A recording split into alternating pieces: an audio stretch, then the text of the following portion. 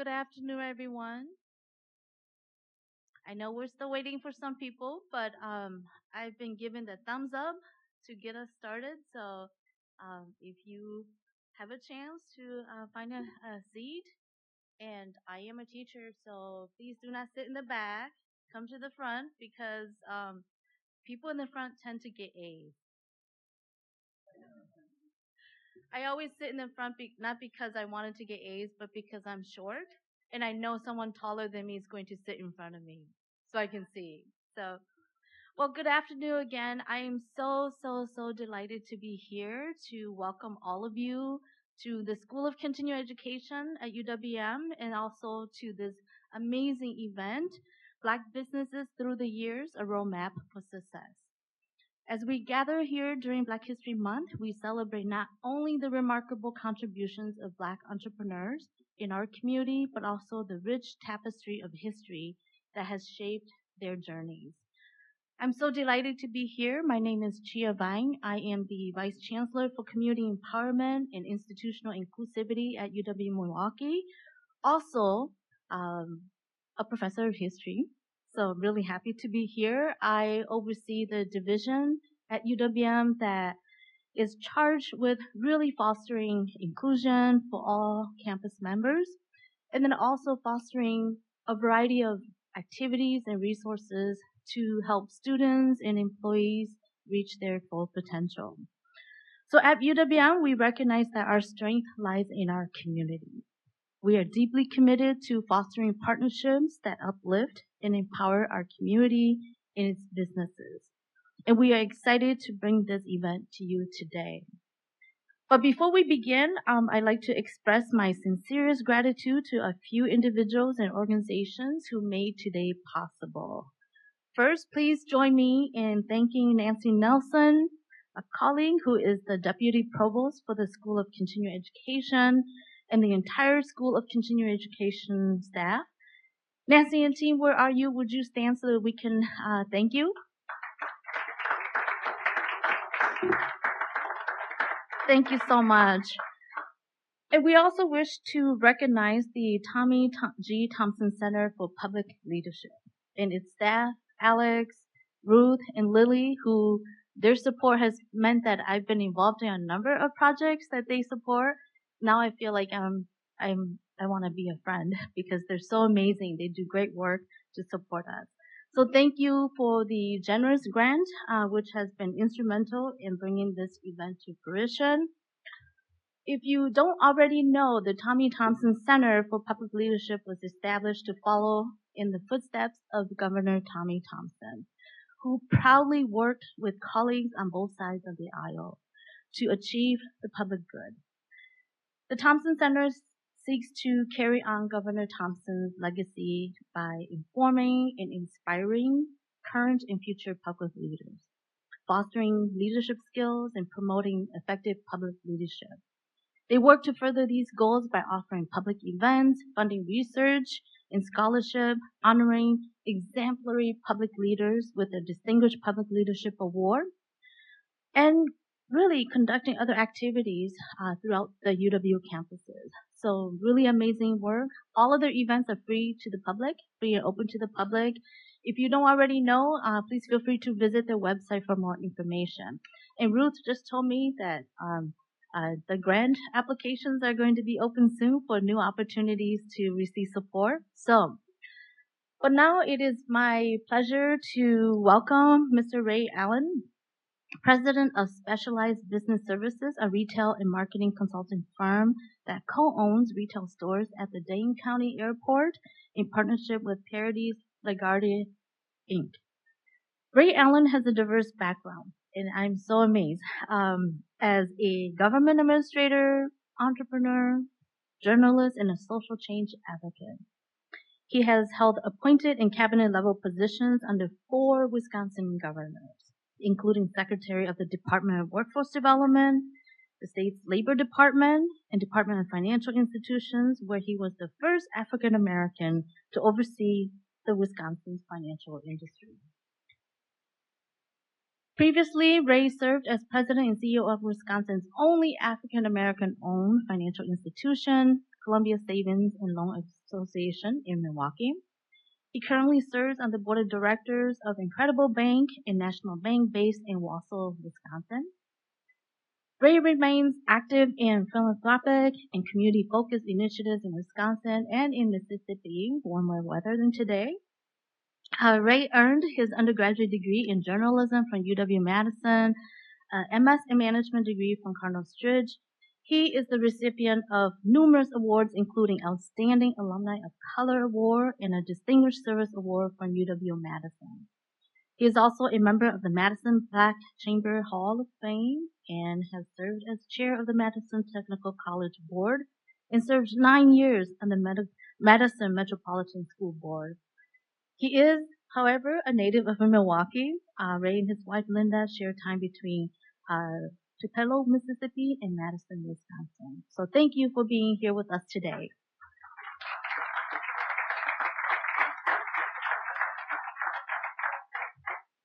Thank you, and I guess now you all know that I have a hard time keeping a job, right? Thank you, Vice Chancellor Bang. You know, this is a wonderful celebration, and thank you all for coming out in the chilly weather. It wouldn't be Black History Month without a little history. It's been said you cannot know where you are going till you know where you've been. So I'm really pleased today to introduce Mr. Claiborne Benson, who is a photographer, historian, and military veteran with nearly 40 years of experience at WTMJ. He studied photography at MATC and later attended military photography school. Mr. Benson earned a Bachelor of Arts in Film from the University of Wisconsin-Milwaukee while working full-time. And he produced the award-winning documentary, Black Communities, which explores African American housing, migration, and trade skills. This project inspired him to establish the Wisconsin Black Historical Society Museum in 1987, and which preserved history and culture of the African American in Wisconsin. The museum offers community programs and serves as a local resource, especially for children. An expert in genealogy, particularly in South Carolina, Benson teaches classes to help others understand their roots. His work has taken him globally from Arizona to various countries in Europe, West Africa, and beyond. Farther too, he has received numerous awards for his contributions to photography and historical preservation. Mr. Benson? And one other note that I want to, just as Mr. Benson comes up, is that I'd like to share with you that Cheryl Nitzo, I think I pronounced that right, is here from Meaningful Marks, and she will be capturing all this on video and recording it, and some of it will appear on the screen. So thank you. Well, there you go. Okay. Thank you very much. He didn't mention I just graduated with my master's in history from the University of Wisconsin. I'm so proud of that. Coming from my elementary teacher would say there's some hope for all of us. If I can graduate with a master's, I assure you, all of us can graduate because it clearly is a miracle. God blessings is what it is, and so I'm more than happy. I wanted to talk a little bit about the accomplishments of our people, both in the area political and businesses over the course of the years. And starting with the state's earliest history, I'm going to start with the Martins, Zebedee and Lena Martin, who had 6 grocery stores. They were the mainstay of food for our African American community for many years, and they're very, very important.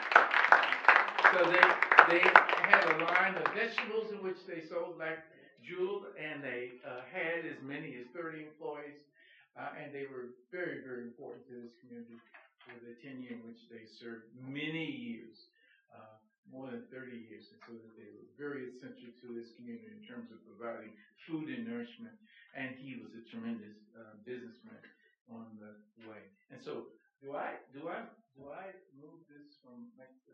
And we're going to cover a number of services. So the question to you are, what is a man doing with a shovel there? He is harvesting lead. And the question is there slavery in Wisconsin, given that it's a northern state? And the answer is yes. There is slavery in the state of Wisconsin. In the western part of the state, southwestern part of the state, lead is harvested, and bullets, and from the Civil War all the way through Vietnam War, lead is harvested. It's a very tedious job. And even when 1860 slavery is over in Wisconsin, because it gradually peters out, the people, African Americans, stayed in that area, the western part of the state, the southwestern part of that state.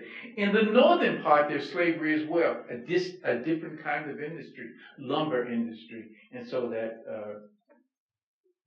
so they would harvest the lead and they would take it, send it down the Mississippi River. And then this is the Bunga, Pierre Bunga. It's 3 generations of them. Pierre Bunga and his sons harvest lumber. They would send that lumber down the Mississippi River and take it to the markets to build homes. And so the Bungas were significant and very important. You don't hear a lot about the Bungas because they worked out of Minnesota primarily. But they were in Wisconsin as they made their way. And his son was the administrative assistant for our governor in the 1870s and 1880s. They rose from being enslaved people to becoming assistants to the governor.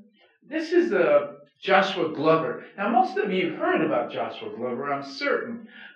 He is a runaway slave from St. Louis. He makes his way to Racine, Wisconsin. He hides out. Now, he does this in 1852, and he's discovered in 1854 and arrested. But the real story about Joshua Glover starts in 1850, when the North is upset with the South and the South is upset with the North. What is the South doing? The South is expanding slavery to the West. They're building and putting new plantations in the West, Kansas, Nebraska, and Oklahoma. What is the North doing? The North is helping runaways make their way to Canada. Michigan, Ohio, Wisconsin, and all of the northern states, and they're doing actively. And so the South says, stop it. Clearly is marked in the United States Constitution through the Fugitive Slave Law. You cannot help runaways make their way to Canada. But also clearly in the Constitution it says slavery can only exist in these designated states. No. Virginia, North Carolina, South Carolina, Georgia, Mississippi, Arkansas, you know, the southern states, the rebellious states. And so, again, both of them are violating the Constitution. Glover is arrested in Milwaukee. He is at Cathedral Square, and the books say 5,000 people broke him out of jail. In truth, only 500. But that's a lot of people. That's a lot of people. 500 people. And then that says something to those abolitionists and those people. Man, we call this Black history, but in truth, much of what I'm talking about is white people. White people making a decision that this is a law that they were not going to obey. Those 500 people are white people. And the idea that they're going to break him out of jail anyway is a white decision, mostly coming from the city of Waukesha. Waukesha is like the hub of the Underground Railroad and its activities. It's Waukesha that makes this decision, and it brings a whole flood of people from Racine and Burlington and other southeastern communities come out to break Glover out of jail, and they do break. Much like Paul Revere, as he's moving through the communities, the British are coming, the British are coming. So are Sherman Booth and all those abolitionists who see that this is a violation, not of Joshua Glover's rights, but of their rights. You hear what I'm saying? Their rights. And so that they clearly make a decision to break him out of jail. Now, I wouldn't be making a big deal of this if this was just a simple local issue and nobody had anything to say about it. But it's a violation of the United States Constitution That's what it is. Henry Clay and John Calhoun gets together in 1850, and they negotiate the Constitution. They say, stop helping runaways make their way to Canada. They say, stop expanding to the west, Kansas, Nebraska, and Oklahoma. And what do? They continue. Both do it. Both do it. The North says we're not going to stop helping runaways make their way to Canada. They set up networks.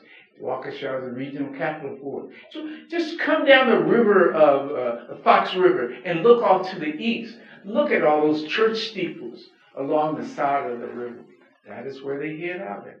Clearly, it's Waukesha that had that feeling of that they're going to fight against us. And so, again, that's a very important issue to Wisconsin, and it's a national issue. The national issue is that the Civil War was clearly to follow, and they didn't want to stop. 700,000 men and women lost their lives as a result of it. They fought for, and they began to forget the reason why they were fighting. They fought, and people died. Again, African Americans are settling in the western part of the state. They're coming from various cities throughout, and they're settling in the western part. They saw themselves as free and equal people. Many of them enlisted in the Civil War. They were soldiers in the Civil War. Mr. Green was a veteran in the Civil War, highly revered and respected. Totally excellent farmer, and all of his citizens. All of the citizens in that area, Pleasant Ridge and Fur Corners, all of them liked the Greens. His daughter became the first African American teacher to teach in the Milwaukee area. African Americans came to the state of Wisconsin. So did African Americans enlist in the service in the state of Wisconsin? And they did. There was the 29th F Company was the largest unit. They were roughly 350 African American unit people who were part of the 29th F Company, and they had their big battle in Virginia, and they weren't successful, but nonetheless they fought, and they were all over the state of Wisconsin. Every unit, there were many units, most of them were white, of course, but many of the units in the state of Wisconsin had black soldiers in it. They weren't fighting soldiers. Only the 29th F Company was a fighting unit. But the other units had support jobs, like cleaning latrines, like burying people, like cooking, cleaning houses or tents, all of those kinds of support jobs, which African Americans did. And so, yes, there were. And the largest and the highest rank African American was a John Jefferson. John Jefferson was the grandson of Thomas Jefferson and Sally Hemings. He lived in the Madison area. Him and his father liked President Madison, and so that they picked a city with the name of Madison, and they moved to Madison. He enlisted as a second lieutenant and became a full-blood colonel and commanded the 8th Wisconsin. Wounded twice, and active in the Battle of Vicksburg, and commanded the unit out in that area. John Jefferson is his name. This is Algie Shivers. Algie Shivers was a farmer in the western part of the near the Dalles and Hillsborough area. They called it the Cheyenne Valley. Algie Shivers convinced his colleagues and friends and other farmers that they ought to build round barns. You've all heard of round barns, maybe not seen very many of them, but round barns were very active.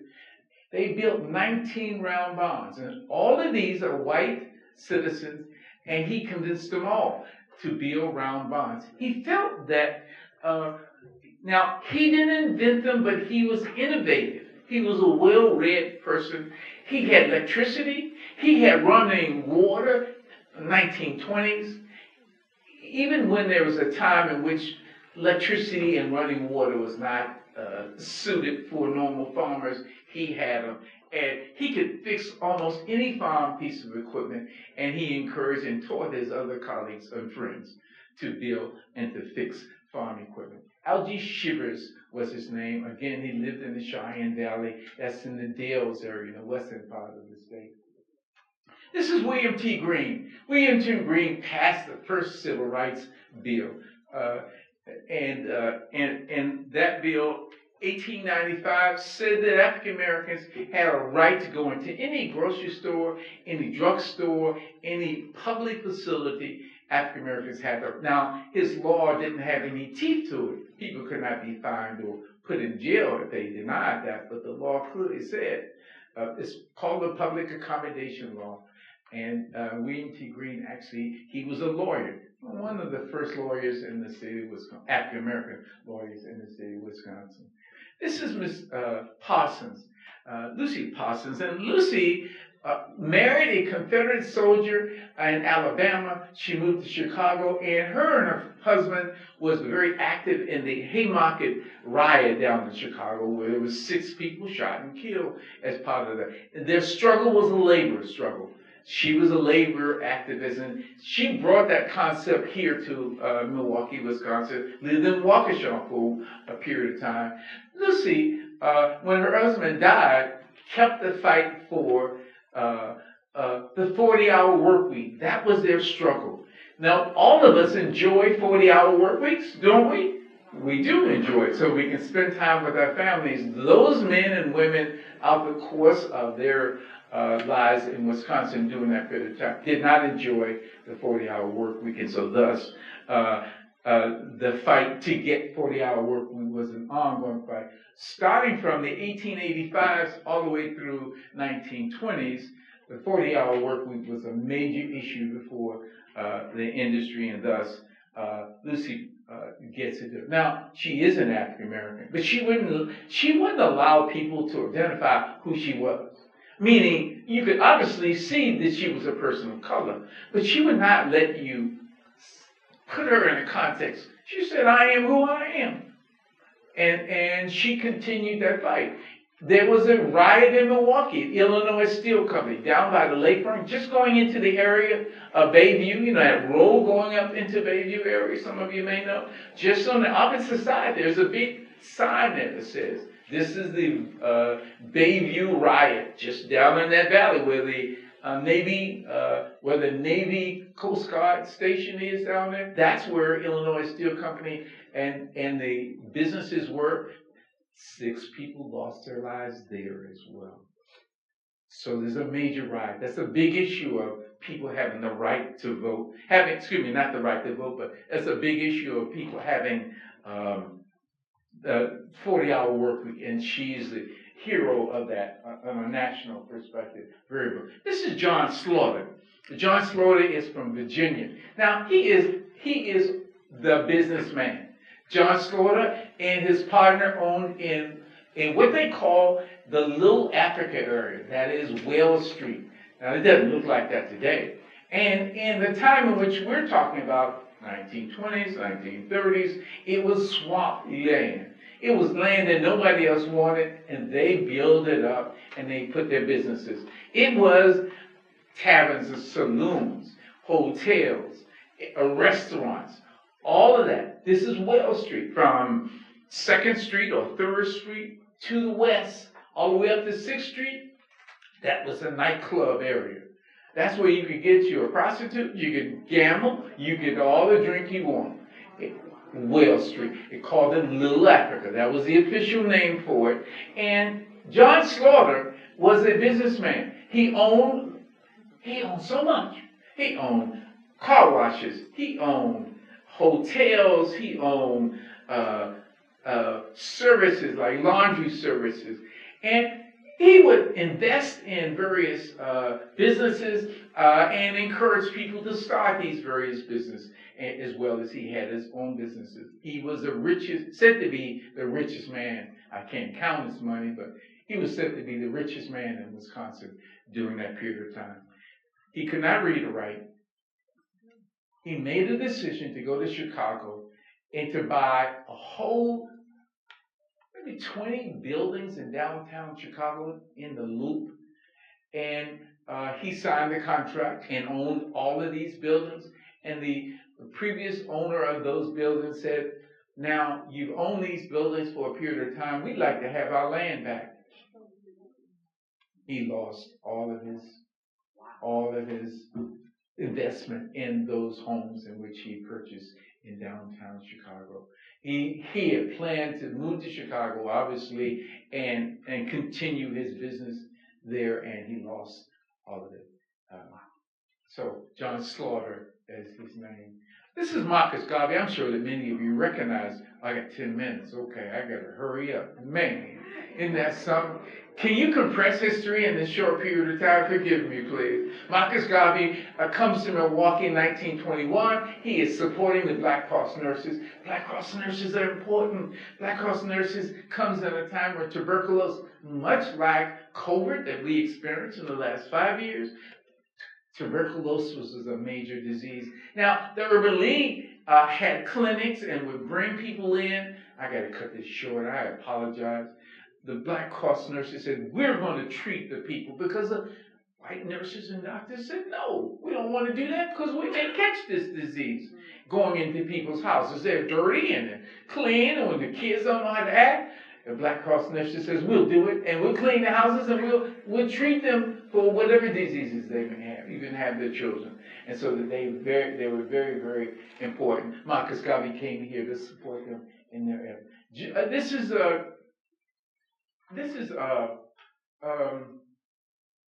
I'm having a senior moment now. Forgive me, please. What is his name? Dr. Daniel Hale Williams. Dr. Daniel Hale. You've all heard of Dr. Daniel Hale Williams. He is from Philadelphia. He grew up in Janesville, Wisconsin. He shined shoes and became a medical doctor.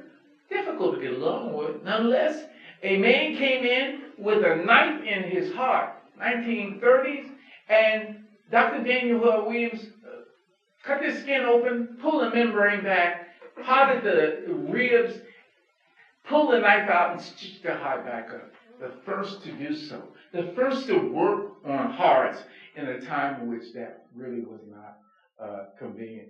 And this is Community Drugstore. And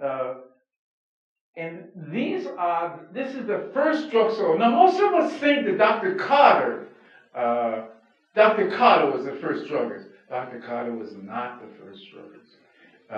It was not the first druggist. This is the first druggist. And I'm having a singing moment. But he is the first African-American medical doctor, not the first in Wisconsin, but he is the first. He is a socialist.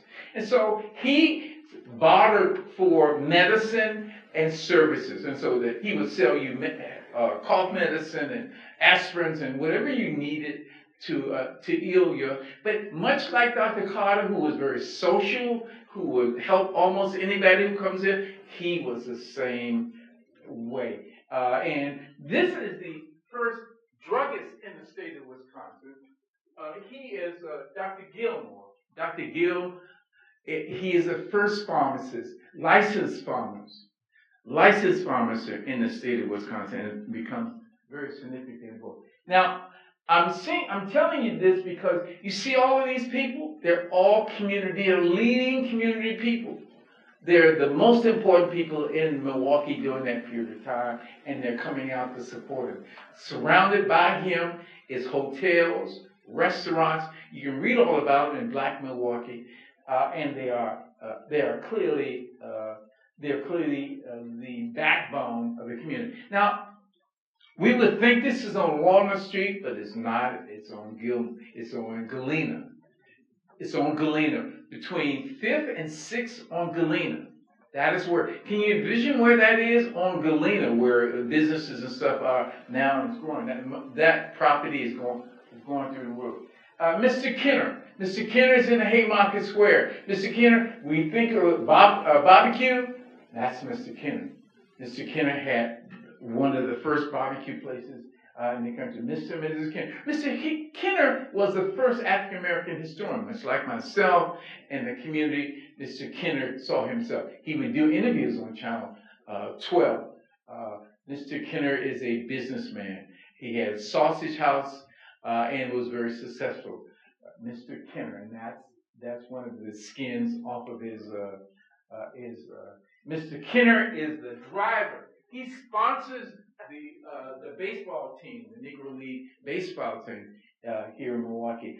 I know I'm running out of time, but this is the group that comes together. Mr. Anthony Josie, who becomes the first mayor of Bronzeville or Walnut Street. Now, it was called Walnut Street. What they do is bring the Bronzeville mayor from Chicago up to give us special greetings and help it. And he names our community or Walnut Street, Bronzeville. And so this happens in 1948. That's when the official name for Bronzeville comes into place. And the organizer of this is Miss Bernice Lindsay, who's up in the very top up there.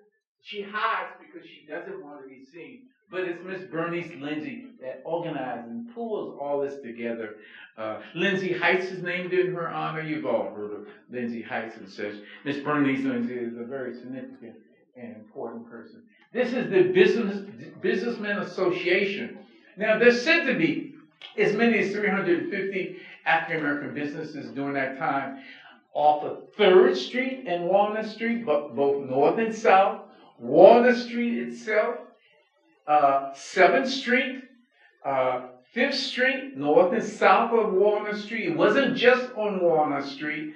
8th Street and 9th Street, north and south, all the way up to 12th Street. And then they intermixed themselves up the Fond du Lac corridor, up to Sears. Now, I'm talking, I know most of you are pretty young and may not know the areas that I'm talking about, but up Walnut Street to the old Sears building, those were where the businesses were, and they were quite active. They were quite proud of being able to have business. I mean, you could, as you read in some of the books, because this is before my time, to have a restaurant and to have a hotel, to have a laundromat, to have an electronic store. They had all of that along that Walnut Street and that Fond du Lac corridor.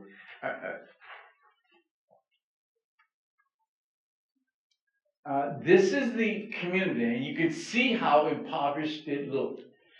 People often say that when they eventually moved out of the Walnut Street, it was a hellhole. Why? It just simply was allowed to deteriorate horribly. Houses were 2nd, 3rd, and even 5th generations. Many other ethnic groups lived in those houses long before, and so it was impoverished. Water was not under control. Houses were in bad shape. Again, the issue of housing was really bad, and conditions where people were bad. People were migrating up here. Who is that picture of?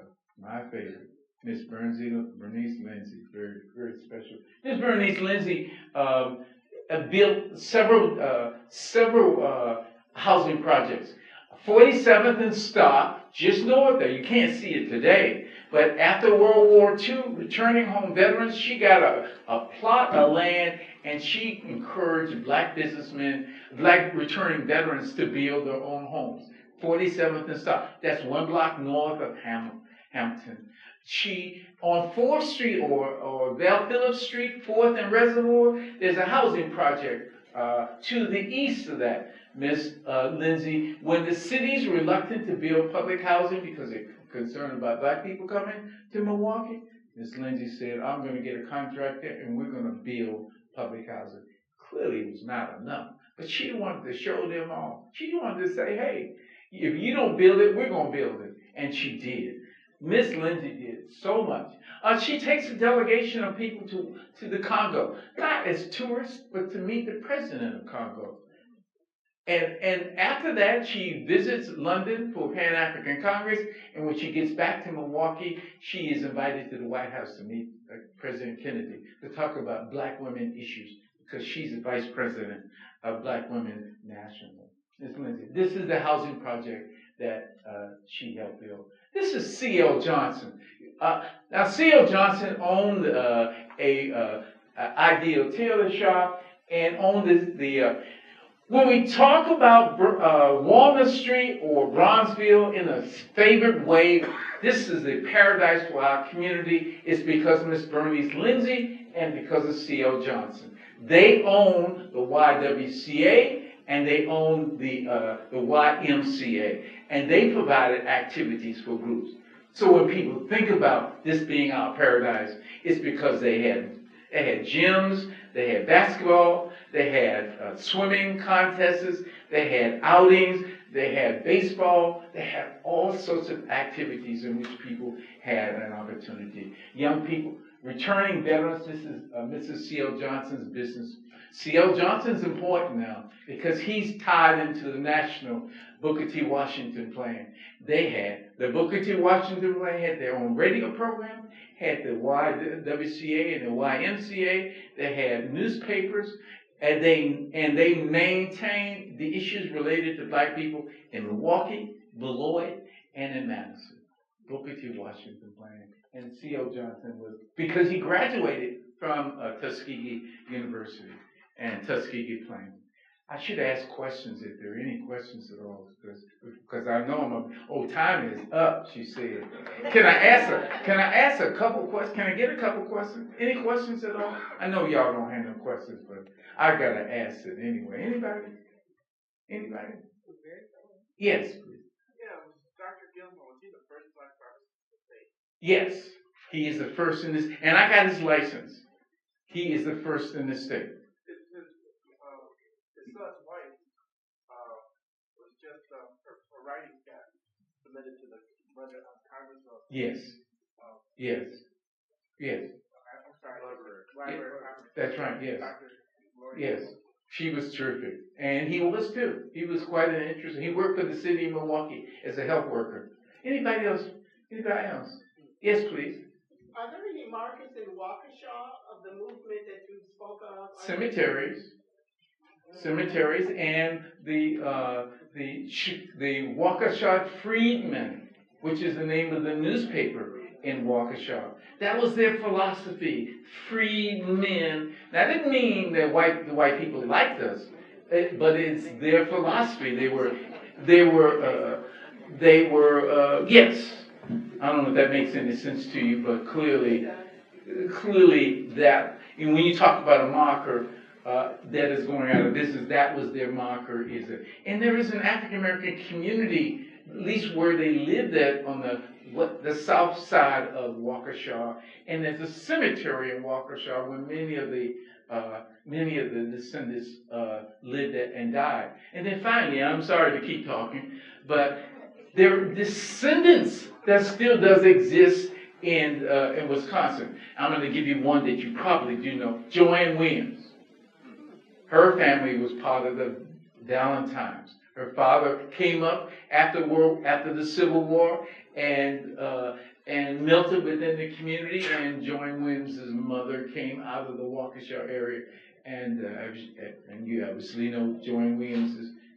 That is one descendant, but there are other descendants also. The first Tuskegee graduate, the first Tuskegee from Wisconsin comes out of Waukesha. Tuskegee Airman, that is, that I'm talking about, that goes down to Tuskegee University. Any other questions, please? Yes, sir. Real quickly, you talked about the fact that African Americans or black folks came up from Mississippi to western Wisconsin. How preserved is that history over there? Those are the earliest black folks in the estate, and I'm just wondering. There is a museum in the western part of the state, in the Hillsborough area. There is a museum there that they preserve the Green legacy. Many of them gave their things to that museum. That museum still does exist, and so. And I could get you the name of that museum. I can't give it to you off the top of my head, but there is it's near Platteville. Not in Platteville, but near Platteville, where that museum. And that's a mining whole community.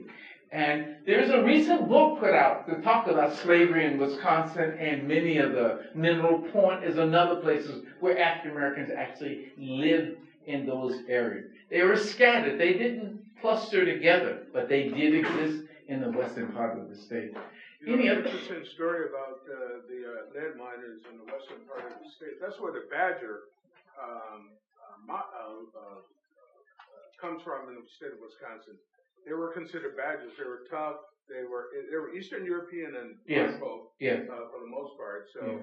they were tough people who dug into the hills over in Blackpool and other areas of the state. And if you were to go to the western part of the state, down into Galena, Illinois, you see many of the descendants were lead miners, and they stayed in that area even after slavery was over, and they made lots of money. There were black miners who owned mines.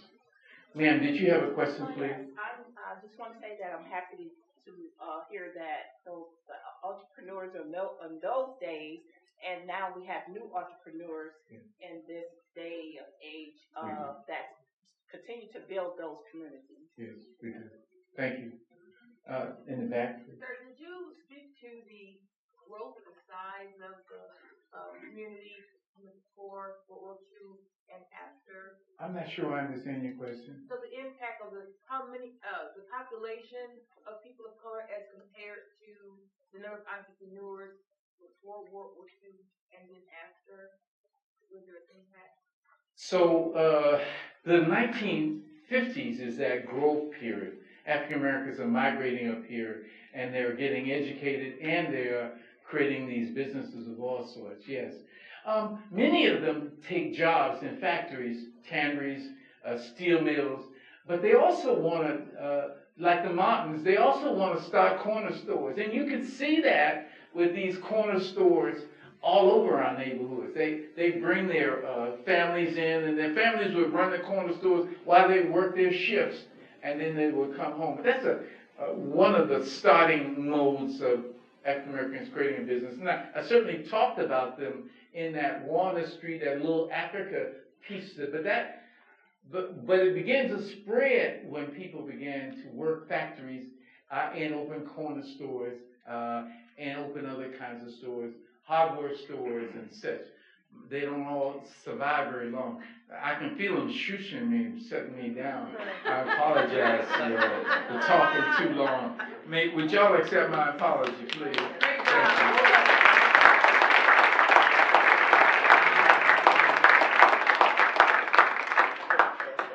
We're deeply appreciative, fascinating presentation and tremendous information that none of us got in school.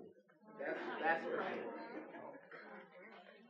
The next speaker is a long-term friend of mine, very long-term friend of mine. And actually, not only is he a friend of mine, but you know him also. If you've ever bought a Reach toothbrush or a Tide box, his company manufactured those. Carlton Highsmith is a retired founder and chairman of Specialized Packaging Group, package design and engineering and manufacturing business that he founded in New Haven, Connecticut, and grew it to become one of the most successful and largest packaging of black-owned businesses in America. Since merging and selling his business in 2009, Carlton has been actively engaged in numerous philanthropy projects and humanitarian projects throughout this country. He currently serves on the board of trustees for Yale New Haven Health Systems. He's the vice chairman of Quinnipiac University. And I know you all heard of Quinnipiac. They do all those polls for the political stuff, which is pretty accurate. Carlton also has served on the board of directors of Key Bank, which is one of the largest banks in the United States. He earned his undergraduate degree in economics from the University of Wisconsin in Madison. I had the honor to be his roommate. I never thought he'd graduate, though. He is a recipient of numerous regional and national awards, including the Distinguished Alumni Award from the University of Wisconsin-Madison.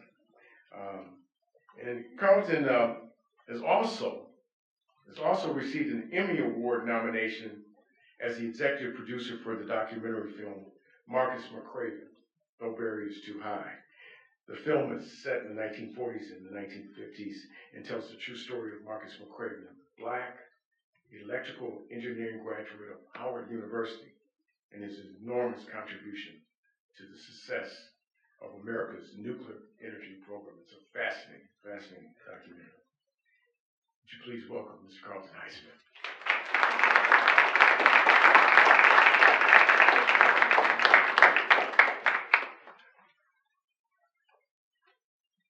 It is such a delight to be back in Wisconsin in February.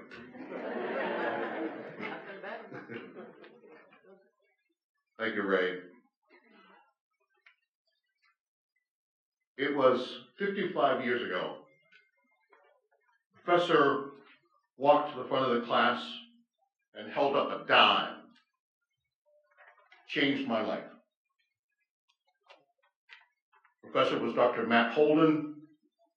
The class was the politics of Black America. And that day, Dr. Holden had us talk about how best should we transform our Black communities. We're in such disarray at the time. Some of us talked about H. Rap Brown, Sophie Carmichael, their philosophies on how to transform our community.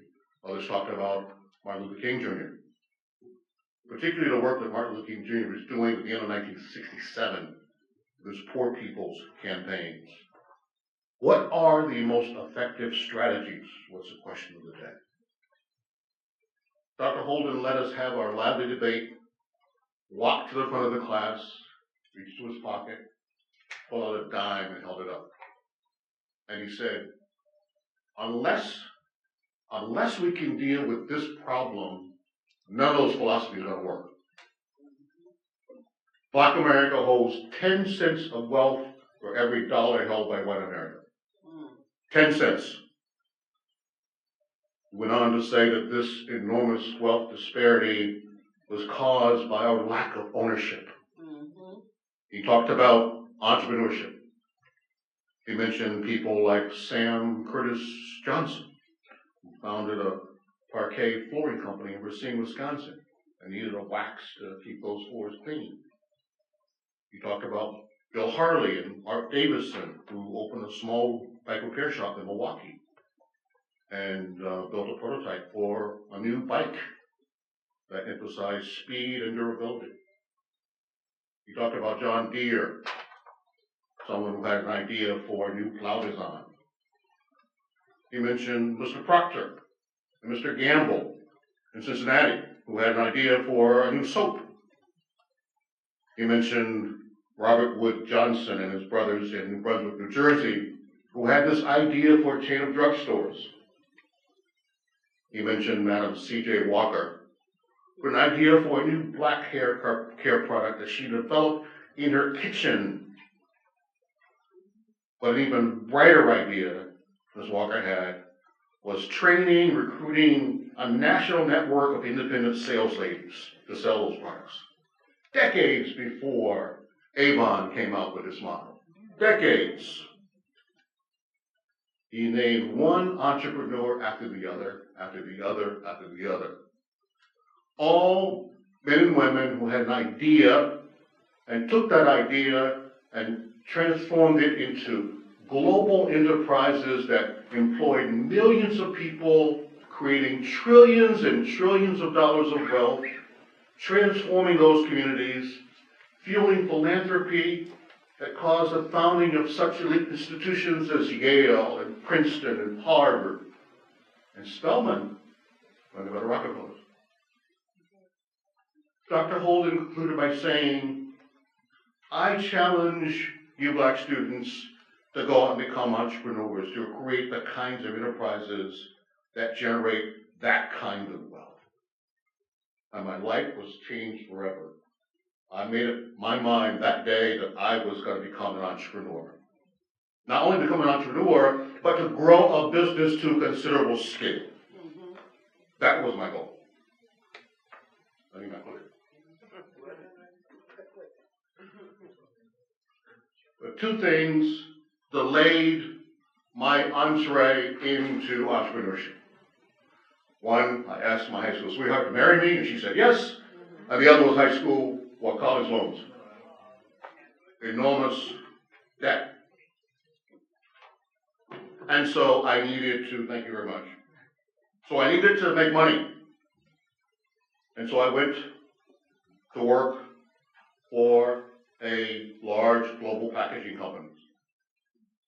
By that time, in the late 60s, early 70s, corporations had opened their doors and they were accepting black college graduates like me into their ranks. So I became an entrepreneur or entry-level manager in a corporation, and I'll tell you, I spent 10 years there, and they were very trying years. Felt not welcome, felt like I didn't belong, passed over time and time again for promotion.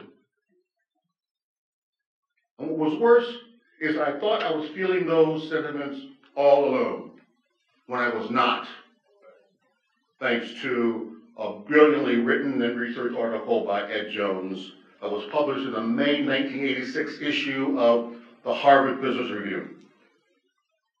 Ed Jones talked to hundreds and hundreds of black managers like me across the country, and he found that they were having the same experience after I thought I was having, being passed over time and time again for promotion, feeling of loneliness, not welcome, not having mentors, no sponsors, no one could speak on our behalf. Many black managers feeling the same as I felt. But what he found that was very interesting, because we were being passed over for promotion and spending so much time in entry-level, lower-level positions, guess what? We were getting steeped in the fundamentals of our industries. We were getting to understand how the place worked. What were those dynamics that caused businesses to be successful in their industry? So I left corporate America and after 10 years, steeped in incredible skills given me by my corporation.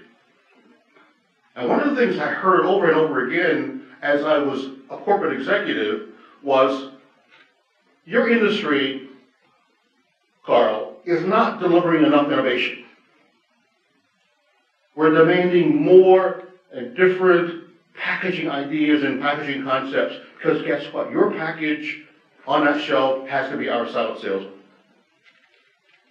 Your package on that shelf, as one customer put it to me, has to enable me to win at that first moment of truth. When she's walking down that grocery store aisle, deciding what brand she's going to select, I need for my package to enable me to win at that first moment of truth.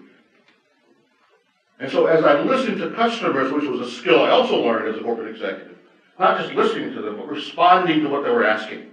They were asking for more innovation. So I found my opportunity. I found the company I wanted to found.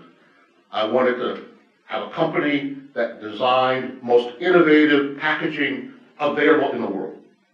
So in 1983, I opened a package design engineering business in a small basement office in New Haven, Connecticut.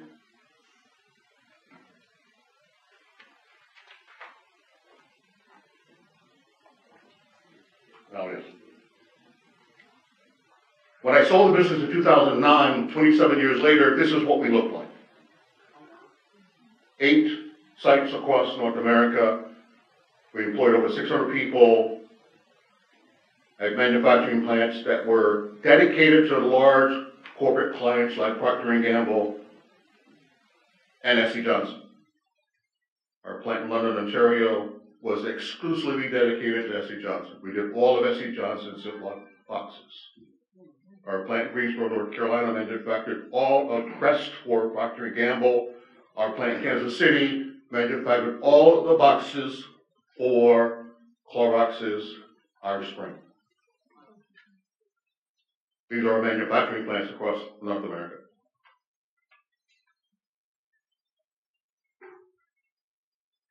I talked about bringing innovation.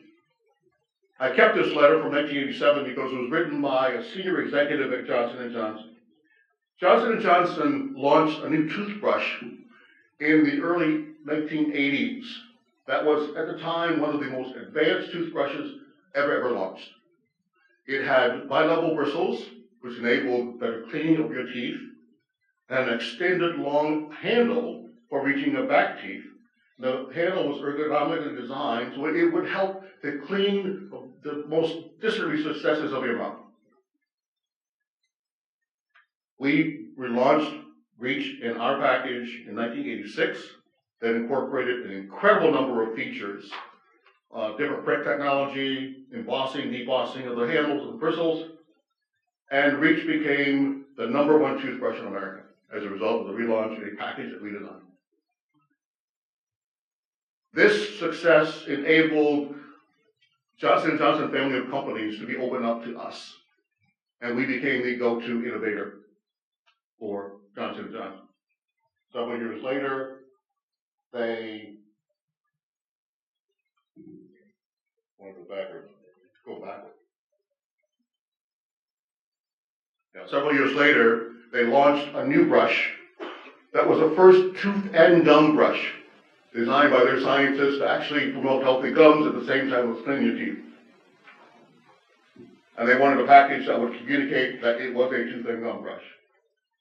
The package you see on screen was a package that we designed that shows a pictorial of a tooth and gum that's embossed, debossed. It also has special pearlescence coatings, gave it brilliance on shelf. And when you can't make it out too clearly on the picture, on the inside of the box there was an internal partition. That partition held the brush at a 45-degree angle to your tooth and gum. What is significant about 45-degree angle to tooth and gum? Is that not what your hygienist tells you that you should hold your brush as you're brushing? It is. So we're going to incorporate a product feature that the hygienist would recommend in our package. This package won us an international technical award from the Canadian Packaging Association, but unfortunately, this product flopped, failed commercially, because the consumer didn't get it. And at the end of the day, it's all what the consumer demands, isn't it? This is significant because in the early days of toothbrushes, you remember they all came in boxes. And we would print the color of the handle on the box. Consumers became sophisticated and said, no, the colors in my bathroom are so varied, I want to be able to see what the handle looks like. And so our first step toward getting them visibility was to give them a window carton. That's the middle box that you see. But ultimately, we had to go to a full, clear, transparent PVC carton that posed incredible amount of technological problems to get to market. Those problems were solved, and we managed the entire transition from a box for Reach to the plastic carton that you will see on shelf today. So that you remember my presentation, when you leave today, every one of you should get a Reach toothbrush. They're out front. So please pick up your Reach toothbrush before you leave. Now, how do you grow a business to the size and scale that I did? Organically, yes. We had a very nice $15 million a year package design engineering business in the early 90s, but I wanted to grow a business to considerable scale. I wanted to go into manufacturing. If you know the long value chain in packaging, the money is made in manufacturing, and that's what I wanted to do. But how do you go about getting into manufacturing? You either build plants from scratch, or you go acquire companies. I did a little bit of both. I had several greenfield plants that I built, but most of my growth came from acquisitions. And thanks to the brilliant work done by Reginald Lewis, for those of you who don't know that name, you should, because I use Reggie's playbook in terms of assembling the financing strategy for my acquisitions. I followed Reggie's playbook. He's a black lawyer in Baltimore who bought TLC, Beatrice Holding, the first black entrepreneur to have a business that had revenues over $1 billion. I simply followed Reggie's playbook in all of my acquisitions. I want to talk a little bit about this one because this was probably one of our largest and biggest innovations. Innovation not just in the specification for the package, but also how we manufactured it. Before Procter sort of de-emphasized dry powders and went to liquids, they reformulated their signature brand Tide. That reformulation made the powder more hygroscopic, which meant that it absorbed moisture, and so the package had to have a high barrier. So everyone knew a high barrier, film laminate the box board. Solution is easy, but how do you do that at speed? When you're printing on a gravure press at 500 feet a minute. You've got to find a way to get that plastic to adhere to that box board. E-beam lamination is how you do it. And that's how we're able to win the largest black-owned or contract for a black-owned company at that time in Procter & Gamble's history. $100 million contract to produce all of their dry powder detergents. As a result, the other manufacturers of dry powder detergents want to talk to us, and we ended up being the nation's largest manufacturer of paperboard packaging for dry powders for all the major brands, for Unilever, Colgate, Hewish. Also, because of the investments we made in narrow web flexography printing, we became the nation's largest producer of toothpaste cartons for all the major brands, all of U.S. Procter & Gamble Crest, all of Colgate Canada, so on and so forth. What I want to do now, and I'm really interested to hear the comments from those magnificent entrepreneurs we have coming up after me, because in 2009, just as I was making a decision to sell my business, I got a call from Diversity Business Plus, and they had followed my company's story over the previous 25 years, and they wanted to know, how did you do that? What are some of the lessons that you would want to pass along to the next generation of entrepreneurs? What are some of the things they need to think about? And so I was really honored to have been asked to write an article for the publication, and so I decided I was going to spend a considerable amount of time really thinking about what's real. Not theoretical, but what is it that I can convey that's useful, that people can get it, say, yeah, that's right. And so I spent the first Monday in my office with an easel, and I decided I'd have a process where I would have an easel on the left side of the paper. I would write down every year I was in business. In the next column, I would write down what was going on in the business that year. The third column would be what were the decisions that I had to make as a result of what was going on in the business. Fourth column was what happened as a result of my decision. Good or bad, what happened? And then the final column was what lessons do I take away from this? And I did it for every year. And I'll tell you, some of the remembering and recollections were painful, because things didn't always go good. We had made, 2001, and as an example, I built a new plant in Detroit for Daimler Chrysler that failed miserably. It cost me millions and millions of dollars in losses. I had it on the list. What did I learn from that? What did I learn from that major boondoggle? So when I was all done, every wall in my office had sheets of paper on it. And I went around, I started to circle key learnings and lessons. What did you learn? What did you take away from that? Then I started to compile all of the key learnings, and I decided to rank them. Which ones were occurring the most? What was the most frequent thing I learned from all those years of making all those decisions? And there were hundreds and thousands of decisions. And I decided to write my article much like David Letterman would do his top 10 list. And that's how I wrote the article. And surprisingly enough, that article is still up on the web in an obscure place somewhere. And hopefully you'll get the link to it before you leave or after you leave. Well, I'm going to go through my top 10 list right now. These are the top 10 learnings that I took away from 25 27 years in business. Key learning number 10. Don't forget about other parts of your life. Running a business as an entrepreneur, we know it means work. We know it means commitment, right? That goes with the territory. But don't forget about those things which make life worth living. Family, friends, fun. I'm a high school basketball official. I was. And one of my great joys was on a Friday night trying to keep up with 17, 18-year-old kids. I always try to get home for Friday nights so I can ref high school basketball. So my urging you is that balance. Don't let the business consume you that you forget about why you're even doing this. Key learning number 9. You don't have to have review quality. They don't have to be audit quality, but you should have a set of financials that tell the story of your business, that accurately tell the story of your business.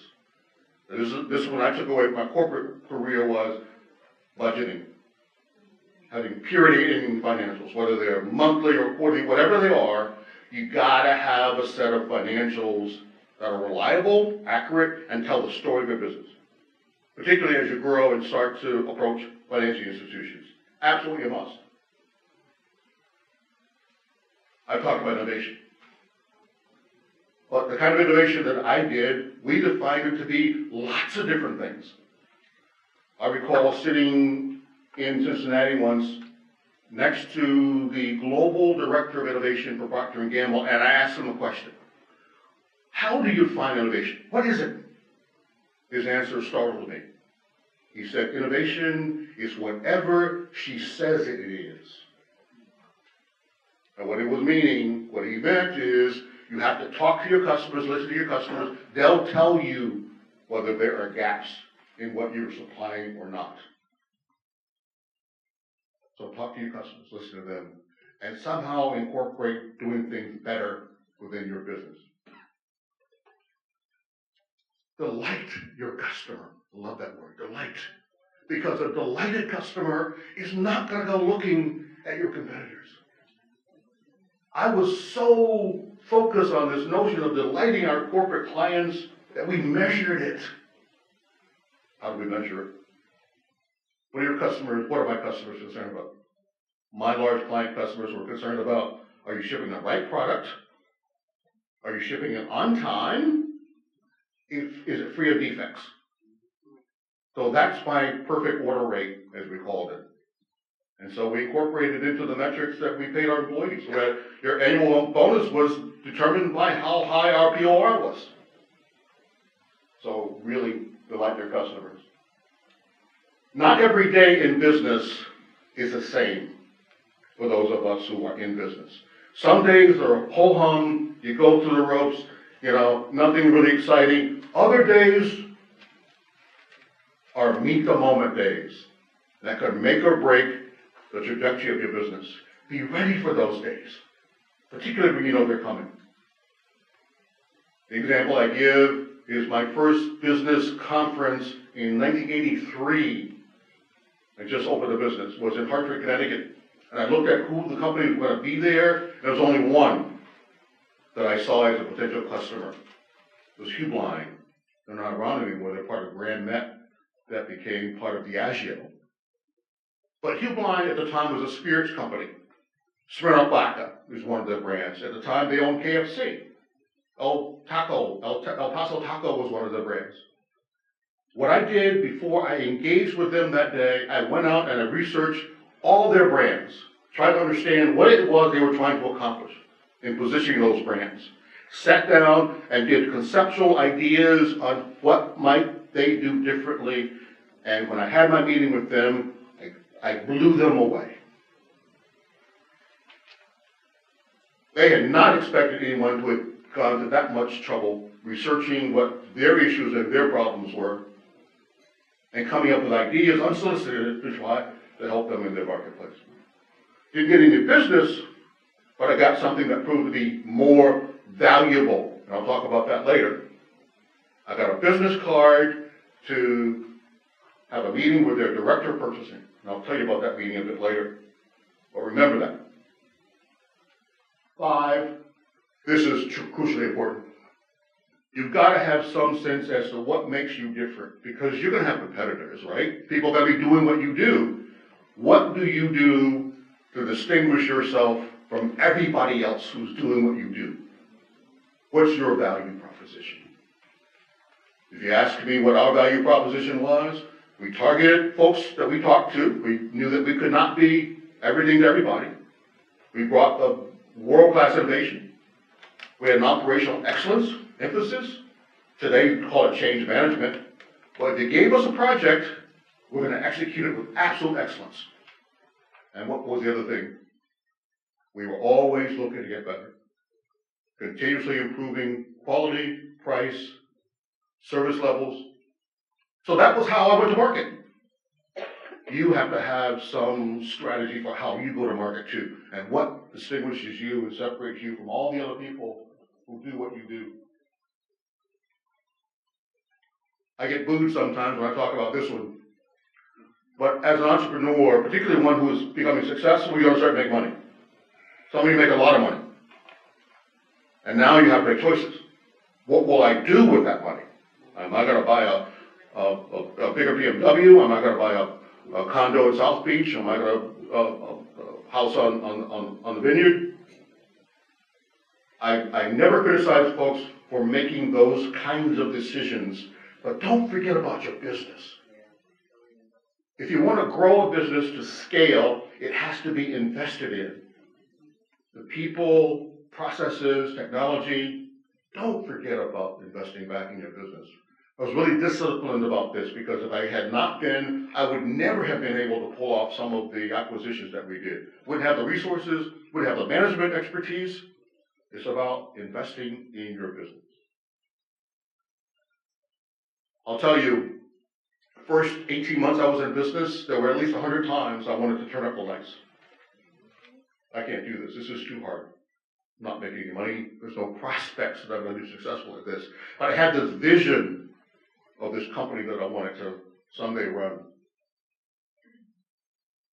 So have that vision. Don't forget why you got in this. And don't mistake some shortfall or some disappointment for failure. Tenacity. It takes tenacity to be an entrepreneur. They'll tell you. Like it or not, your integrity and whether or not you kept your word will follow you no matter where you go. Yes. Like it or not, you will become known by how well you kept your word to your employees, your bank, particularly. Your past dealings with banks will determine your future dealings with them. Trust me on this. Integrity. Vitally important for entrepreneurs. And my number one, relationships. There was no single learning that came from my exercise than my appreciation for the value of the incredible people that I formed relationships over the decades I was in business. It is absolutely the most vital, most important, and I would argue the most important for you as well. Relationships that you form with your customers primarily. As I conclude, I started my remarks by holding up a dime. What is that disparity today? How much wealth does Black America hold for every dollar of wealth held by White America? 13 cents. 13 cents.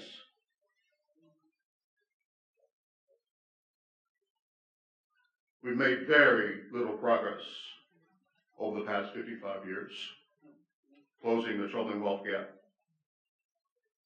Consider this. If we simply repeat the incremental improvement of the past 55 years going forward, in other words, we perform the same as we performed the last 55 years. If we perform at that rate, you realize how long it will take us to eliminate this troubling wealth gap? 1,595 years.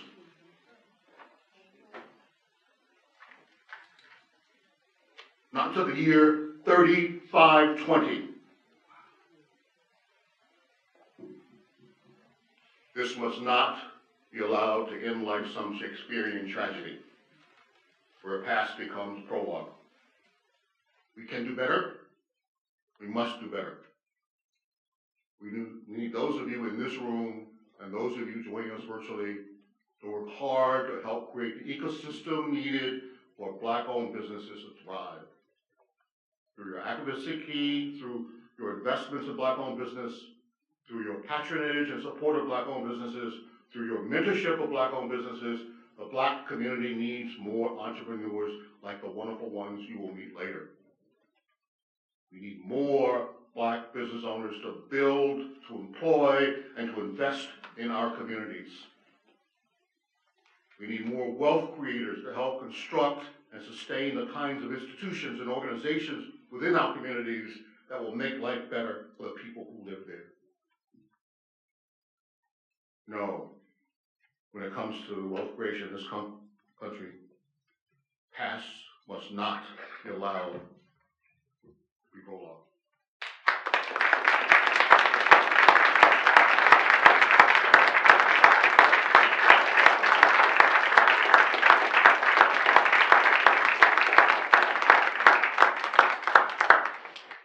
Thank you, Carlton. That was truly inspiring.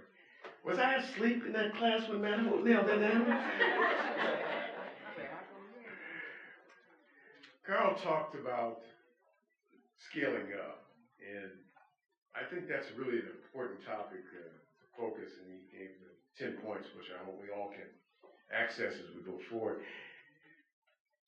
One of the things that I always found interesting was that when you look at Black businesses, only 70% of the Black businesses are single members. They don't have any employees. So scaling up becomes a real challenge and to do. But our next speaker is someone who's an exception. He's been able to scale up. Tress Pugh is the visionary founder and CEO of Sip and Savor Hospitality Group, a coffee house brand that has become a cornerstone of Chicago's cultural and community landscape. Tress's journey from the Marine Corps to serving as a federal agent, that's got to be quite a story, to becoming a real estate investor is shaped into a leader deeply committed to people and purpose. In 2005, Tress founded Sip and Savor with a singular mission to provide more than just coffee.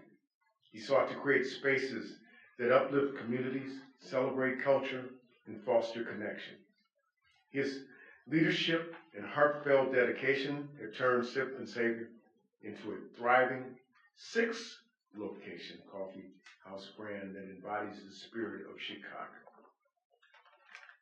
Tress's journey is a testament to wisdom, born from experience and a commitment to creating something bigger than himself. He leads with compassion and purpose, ensuring that his company is not just a coffee house, but a movement, one that inspires connection, celebrates diversity, and gives everyone who walks through its doors a sense of belonging. With a legacy rooted in service, resilience, and love for community, Tress continues to make an impact, one cup, one connection at a time. Ladies and gentlemen, Tress.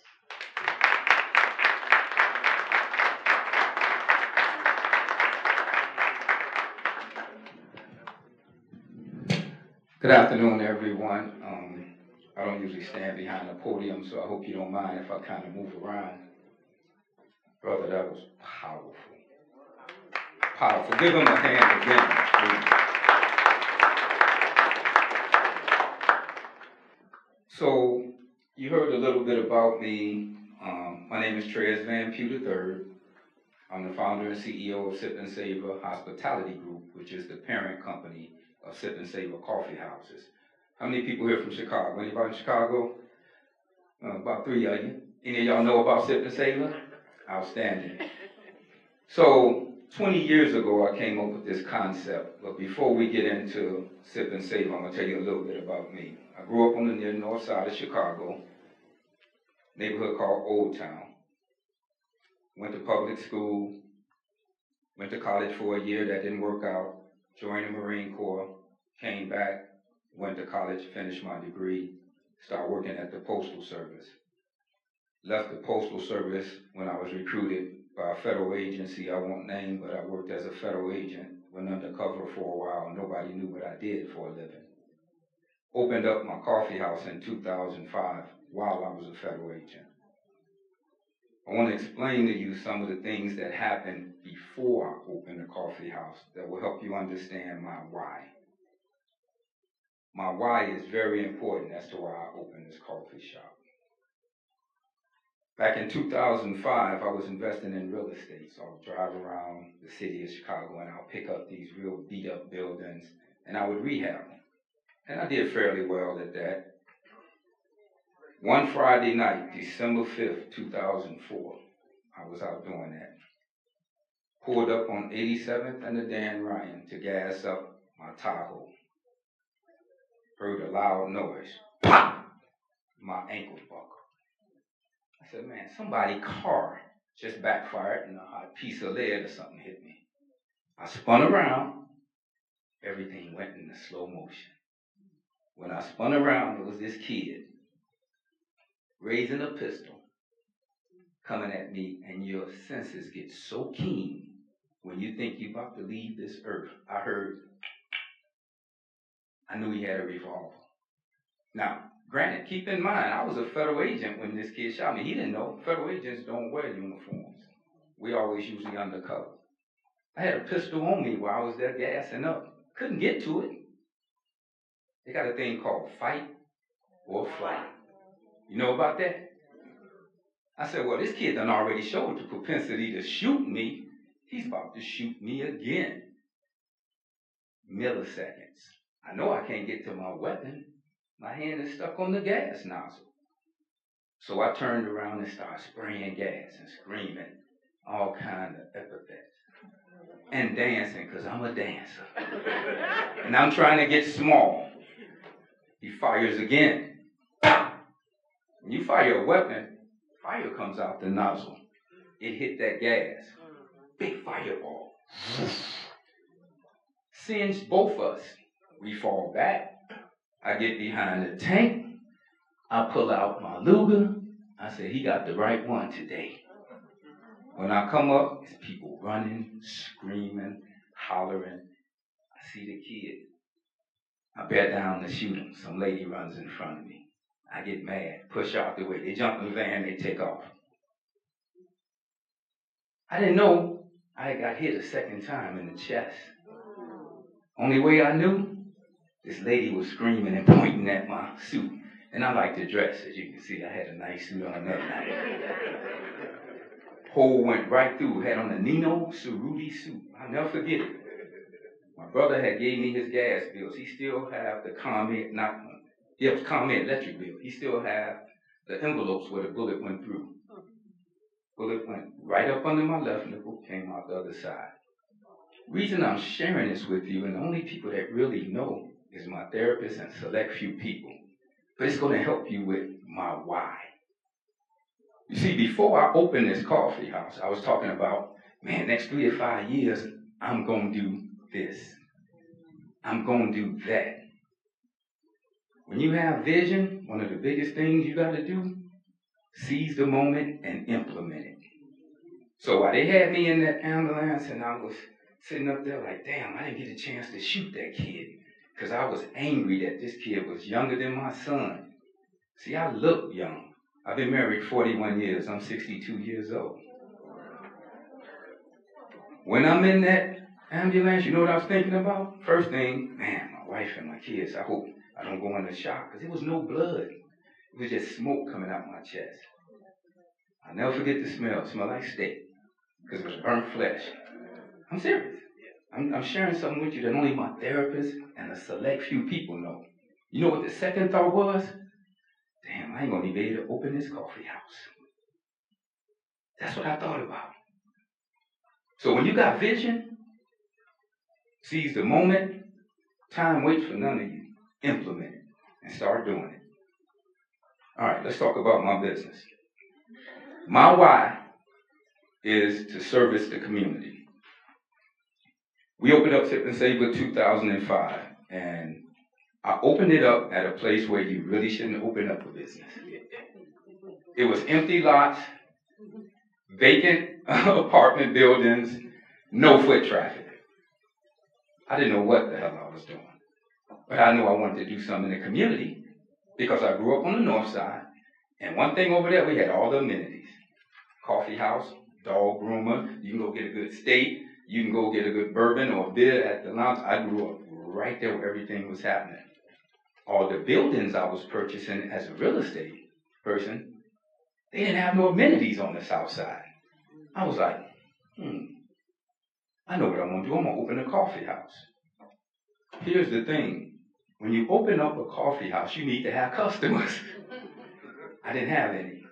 So, as some of my team members would say, like, this is my chief strategy officer here, Whitney, and this is, as you can see, my content creator here. My company is ran by all women. My attorneys are women, my accountants are women, my managers are women because they're particular.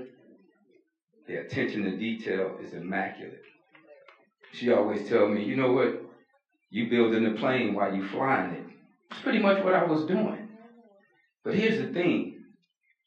Remember what I said, when you got vision, implement it. So I implemented it. And in my mind, as long as the lights was on and I had an employee there, I'm running a business. No sir, no ma'am. That's not running a business. Because when I wasn't kicking indoors, or I wasn't out on stakeouts, or putting bracelets on people, or testifying, or dealing with suspects, witnesses, and everybody else, victims, I was in there at night trying to cook the books to make sure everybody got paid. So the next thing I want to share with you, you got to have a team. You got to have a team. Write that down. And not only do you got to have a team, you got to have a competent team.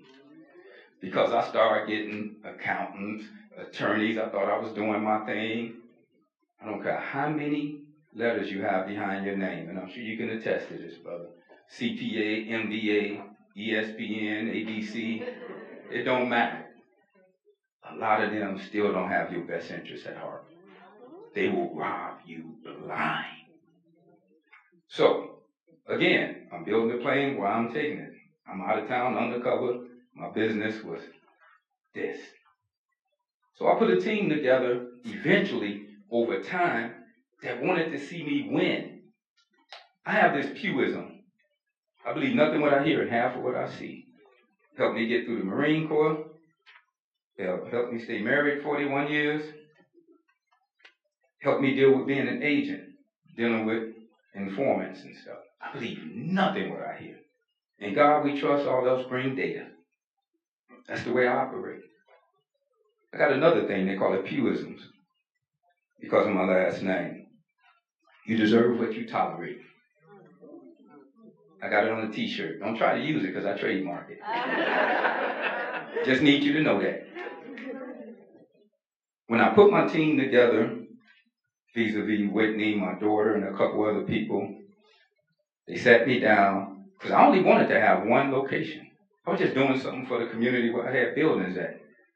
I was good. It started to become a destination spot. Contractors came there, politicians came there, ball players, but it was still a lot going on in the area. It wasn't really growing yet. Never forget, an article came out, I want to say 2009 or 10. Cranes, it said, Bronzeville, the next Lincoln Park. Everybody started buying over there. All the Greystones, you start having businesses and everything. And I like to think, because of what we did there on 43rd Street, sparked all of that. And to this day, To this very day, Miami, New York, LA are trying to get us to come to their cities and states because of the vision, because of my team, and most importantly, because of the processes we done put in place. Brother said it best, you gotta have technology, and this game ain't for everybody. I could do this for free if I was able to. I didn't go into this to make money. I went into it to make a difference. So let me tell you a little bit about our coffee houses. How am I sitting on time? Because I don't want you to send the man after me. Okay, I'll wrap it up in 5 minutes. I believe in the 3 B's. Be brief, be brilliant, and be done. Here we go. Our coffee houses are more than just coffee. And what I mean by that, we work on what I call the 5 C's. We're crisp, clean, classy, consistent customer service. After COVID, we had to adjust. We went to what I call the 4 E's. Education, empowerment, entertainment, and the experience. It helps me to remember stuff when I can put it with something. Whenever my team sit down with me and we talk about things, I always ask them this one question. And I use this acronym called RUMBA. My daughter or Whitney here would be like, you know what we need to start doing? You know, more of these karaoke joints. We need to start renting the place out. We need to get artists in here. I said, RUMBA. Is it reasonable, understandable, measurable, believable, and achievable? I said, y'all writing it down. I'm going to say it slow. Does it fit into that acronym? Is this reasonable, what we're trying to do? Is it understandable for the team? Is it measurable? Is it something that people can believe, and can we achieve it? I've been extremely fortunate, extremely blessed to have people around me who wants to see me win. If you're an entrepreneur out here, be very careful. And this may not come across that good of friends and family, because them are the first that will break your heart when you come up with an idea. That ain't gonna work. Well, that's stupid. Be focused like a laser. If it's your passion, don't let nobody tell you can't do it. So I'm going to wrap up for you because that's how I get out. I appreciate you guys. Any questions real quick?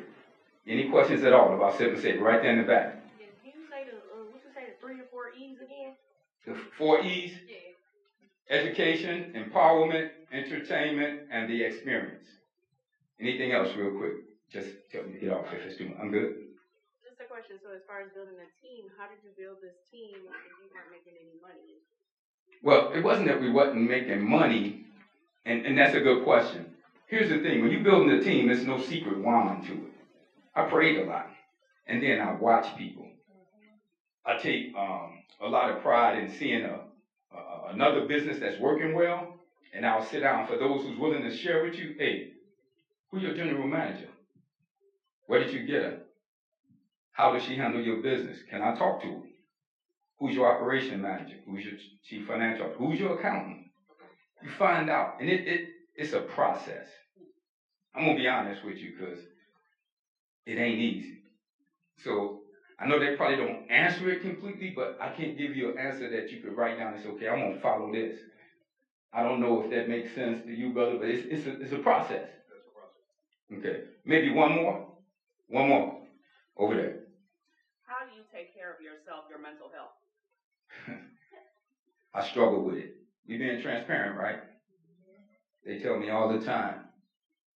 Not only did I get shot, I just had prostate surgery, cancer, back in July 24. My dad died from it and my brother. July 24th of last year. Always get checked. For the men in here, get checked. I just had surgery. And they waited on me hand and foot along with my wife, my daughter, and everything. Kept me out of the business. She bought me this green crap that they juice, looked like seaweed. I couldn't stand it. But the best thing we do, and I'm glad you mentioned that, and I'll wrap up with this. We have mental health therapists that come into our business and talk to our employees, talk to us. We have yoga instructors come in. I shut down all the businesses. We do movie night. We go bowling. It's a way of saying it ain't always about your bottom line. We care about your mental health, your physical health, your spiritual health. And that's what differentiates us, as my man said, from all them other coffee houses. All right, with that, I'm going to wrap up. I appreciate you. Appreciate you guys letting us come here.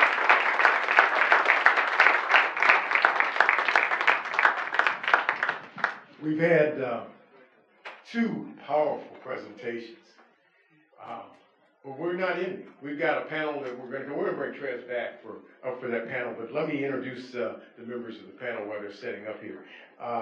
We have Edna Albanacki. Edna is the president and CEO of Albanacki Industrial, Inc., an industrial safety and construction supply company. She founded the company in 1991, and the company provides distribution on a national basis. She's also president of Albanacki Consulting, which she founded in 1993. The consulting is full service, client-focused firm, and some of the areas of consulting include information technology, education, telecommunications, security, and construction management.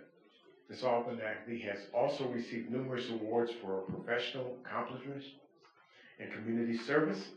She currently serves as a board member of the North Central Minority Supplier Development Council and has been on chair of one committee on that council. And she has served on the board of the Community Memorial Hospital. In an effort to give back to the community and pull forth the next generation, she has been a member of Washington High School of Information Technology Advisory Board for 17 years. And would you come up and please take a seat? Thank you for being here. Our next panelist, many of you might know, is Garland Smith from G's Clippers. Garland, or G, is not just a Milwaukee's barber. He embodies the spirit of the city and is a lifelong resident and self-taught barber since the age of 13.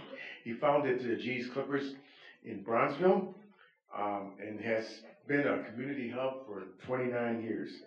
As one of the nation's largest black-owned barbershop, G's Clippers serves a diverse clientele, including professional athletes and civic leaders.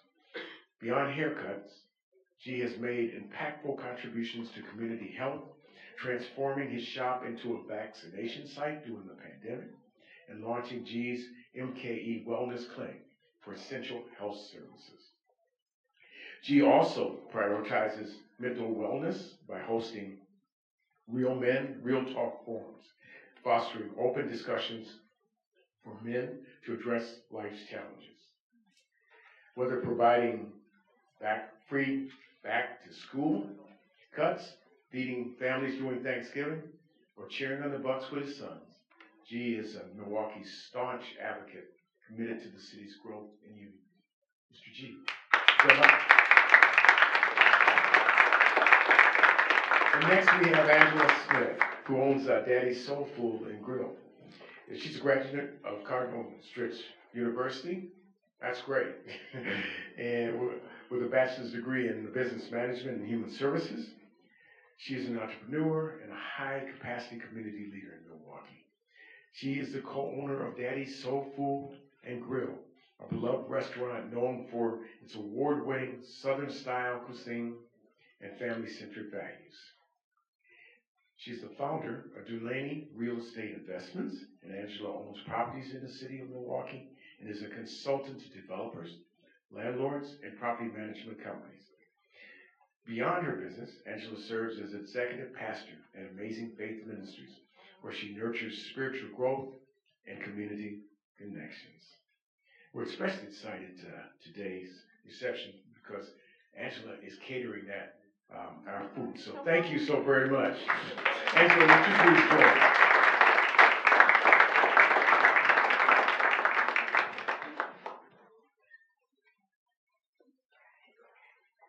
That's on.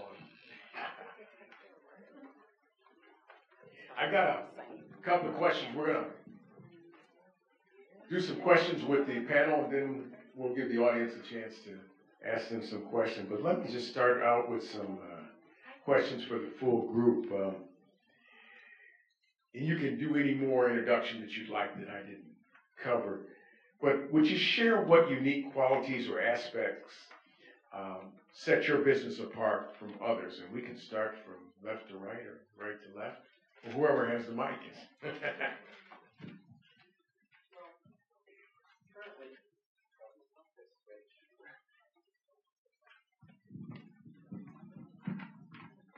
Our company, Abernathy Industrial, is an industrial safety and construction supply company. And Abernathy Consulting is a consulting company. I uniquely positioned myself when I first started the company, the industrial company, to be a key person and factor in my clients' businesses and answering points of pain.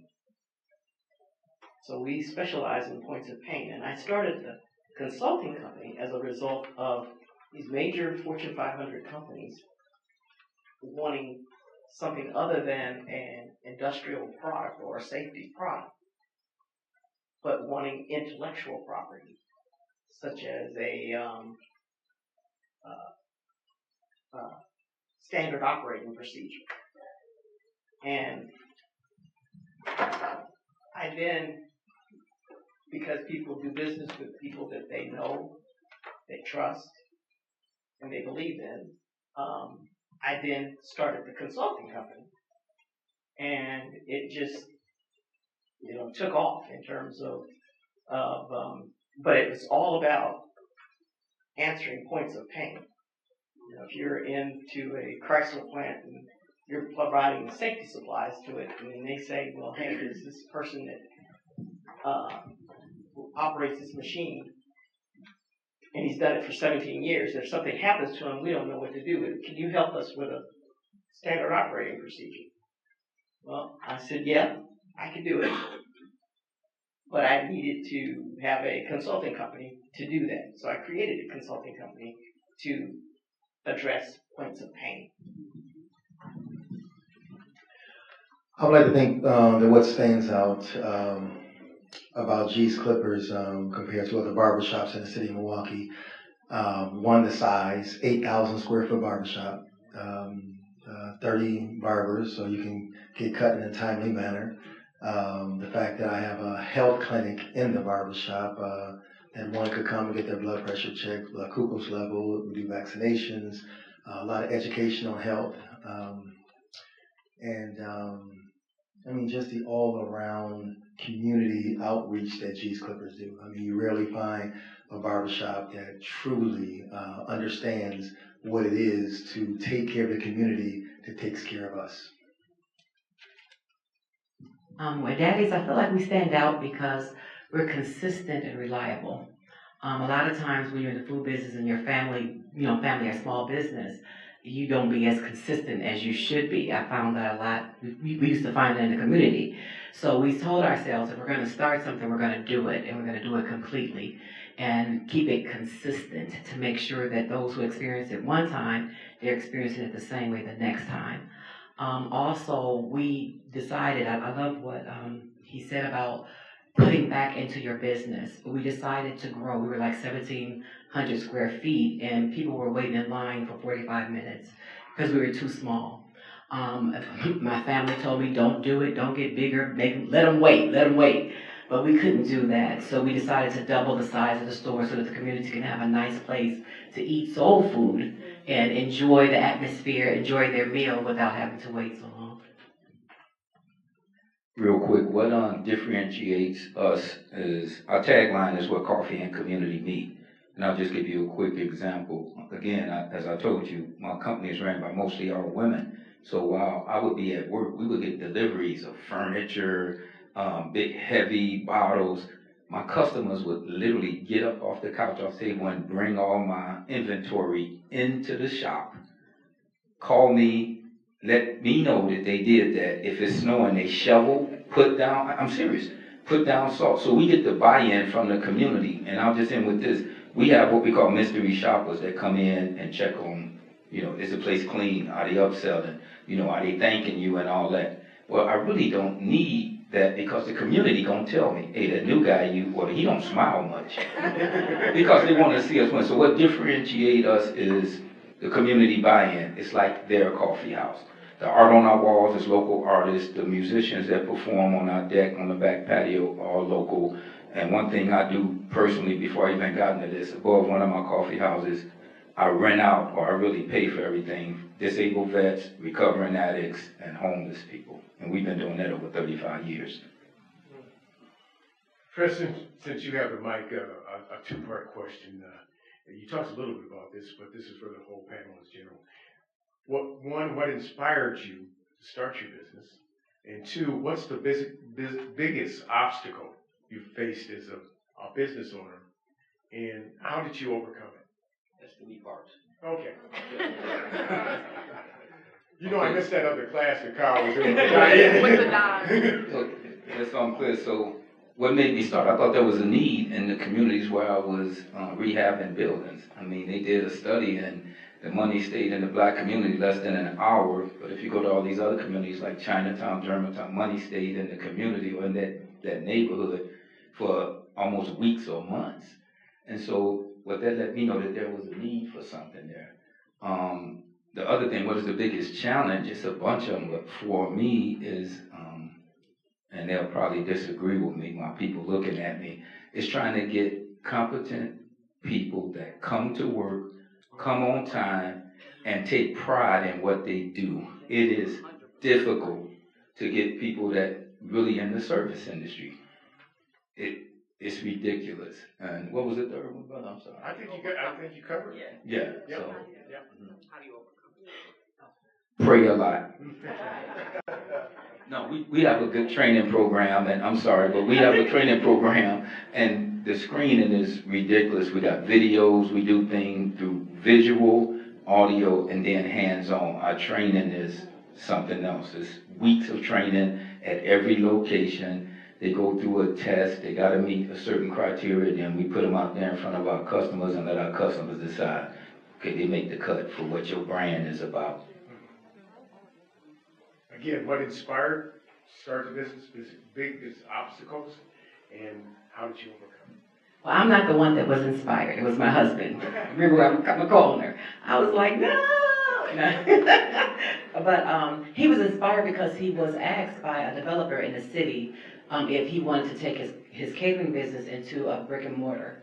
And my husband was like, sure. And I was like, hold up. This is a restaurant. They don't last in 3 years, So that's what inspired him. Someone thought that his food was good enough to put into brick and mortar, and they had the faith to work with him or us to build the business up until we could be stable.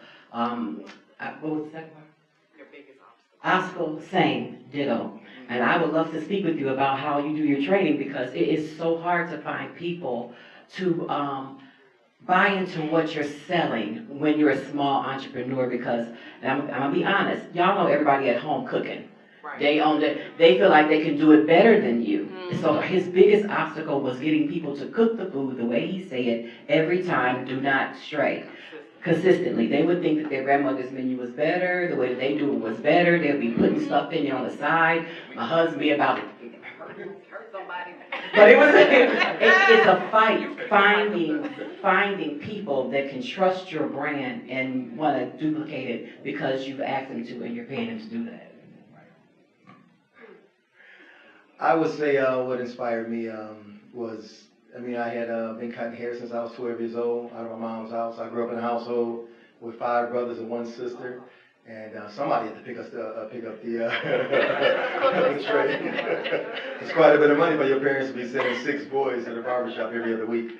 So I was the one, I'm the second to the youngest, that started cutting hair. And I think, as time went on, I was an employee for the post office, and it wasn't a bad job, but I wasn't truly happy. I always cut hair when I got off work or before work or on the weekends, and it wasn't work for me, but I made money from it. I'm like, boy, I would do this for free. So it wasn't until I was 21 years old, actually, that I decided to make it out of a career. But just like the two of you, I think my biggest challenge was maybe not maybe for sure, was trying to develop people. I'm seeing things in them that they're not seeing in themselves. And me not knowing how, like, dude, this dude is talented as ever. He don't get it. He's lazy. So really trying to, late, exactly, that was tough. That was tough. So what I decided to do was, and I'm still a challenge, was trying to learn how to communicate with those particular barbers, and give them compliments, and then tell them how much better they can be. So I do a lot of one-on-one communication with those particular barbers, and in time, I think I got a pretty good group of individuals. Out of close to 30 barbers I have, about 15 of them been with me for 10 years or more. I got one guy that's been with me for the full 30 years that G's Clippers been open. Doing something right. Love it. Well, before I went into business, I managed my brother's vascular. Could you get that mic a little closer? Yeah, before I went into business, I managed my brother's vascular surgery practice and his business. And I came out of law school and I didn't want to do law. And he said, well, why you're not, because you don't know what you want to do, why don't you manage my practice for me? And so I did, and I was really good at it. I ran a business like, a well-oiled machine. And then I said, well, I think I want to do this for myself. And I had a feasibility study done in this industry of distribution, and I didn't look back. The feasibility study said, go for it. There are very few women, very few people of color in this type of distribution business, and I went for it. Challenges, once again, people. Good help is hard to find. It's not a cliche. It's a reality. One of the things that we've done to improve our pool of people is we've tapped into the universities for people in accounting, people in supply chain management. Now they have these supply chain degrees and stuff. And some of the young people in my company came up with a video documentation of all the processes in my company. I got sick with cancer, and they said, Miss A, don't worry about this business. We've come up with something that's going to make sure that everything is run just like you like it. I said, okay, well, what are you guys doing? And they said, we've got a video for every system and process in this company. So when I came back and I saw what they had done, and then they just kind of got crazy with it. They were making videos for everything, but it was real neat to be able to say, okay, you've got one computer screen here, you've got another one here, and you've got the video, and it's only like a 3 or 4 minute video on how to process this invoice. Every system that you have to touch and everything else, you can have it. The video over here, and you can literally do the invoicing on this other one. And embracing the ideas of young people, embracing the ideas and the leveraging that technology does. People who came on the company were onboarded much quicker. They learned those processes, and nobody had to sit with them and say, hey, you're not ordering this stuff right. You're doing this. You can just go watch the video, and you can watch it as many times as you need to watch it. You can back it up if I miss something or whatever. So we've got, and we've actually done the video documentation for some of our major clients too. One of the utilities, they had people retiring at a really quick pace, and they didn't have people coming on fast enough. And people were walking out the door with all their systems and processes and this and the other. And we've set in place for them on the consulting side the video documentation for them. Good. We know that it's hard to get capital for businesses to grow it. So talk a little bit about how you got capital to expand your business. And that's a general question to all of you. Well, I think capital is a misnomer. That it's not necessarily capital that you need. Look, when I went into business, my parents funded the money for me to go into business. But I very quickly had contracts and business coming in, and I'm self-financed. I didn't need any loans. And a lot of times people will say, well, okay, small businesses or whatever, they need loans to expand and to capitalize or whatever. No, they need business. They need contracts. They need to build teams and to be propelled. Because if you've got money coming in, you can self-finance. I would say, I opened G's Clippers in 1995. I opened it with $5,000 and the help from my 5 brothers, putting the floor down, the countertops up, the mirrors, and I just purchased some barber chairs, so I didn't borrow any money until year 8. That's when I purchased the building that G's Clippers was in then, and I purchased it through North Milwaukee State Bank. Randy Myrick's, who was the president then, was a very good friend of mine, and he was a client of mine, so he made it happen. To Brother Carlton's point, relationships. When I tell you, that's when I really got to see how relationships in banking work. I didn't go through all the red tape. He knew my business acumen. He knew that I was dependable, I was trustworthy, and he made it happen. So relationships, of course. And like I said, when I started G's, it was just myself and my brothers and $5,000. We had no capital. We pretty much worked, and like G said, my husband, they did the decorating, the flooring. Our friends all came together, and we bought the pots, the pans, and all of it. But we did have WIBIC. I went through some business classes with WIBIC, and because I am a woman, I sought them to see if we can get some type of grant for opening up. Our credit was not good. Credit is important, especially when you're needing capital.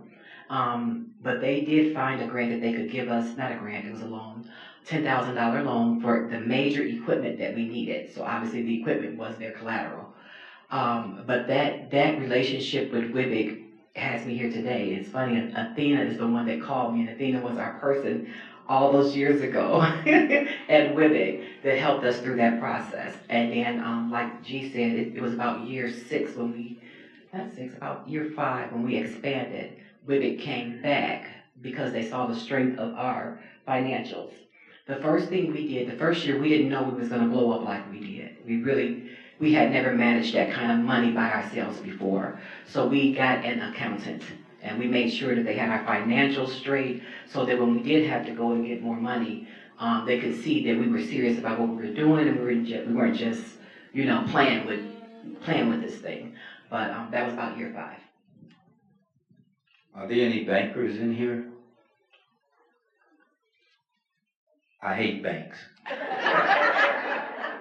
I'm just going to be honest, and I'm going to tell you a real quick story. I was a real estate investor. I was a federal agent. I made about $170,000 a year. And here's the thing. In order to get money from banks, you already got to have money.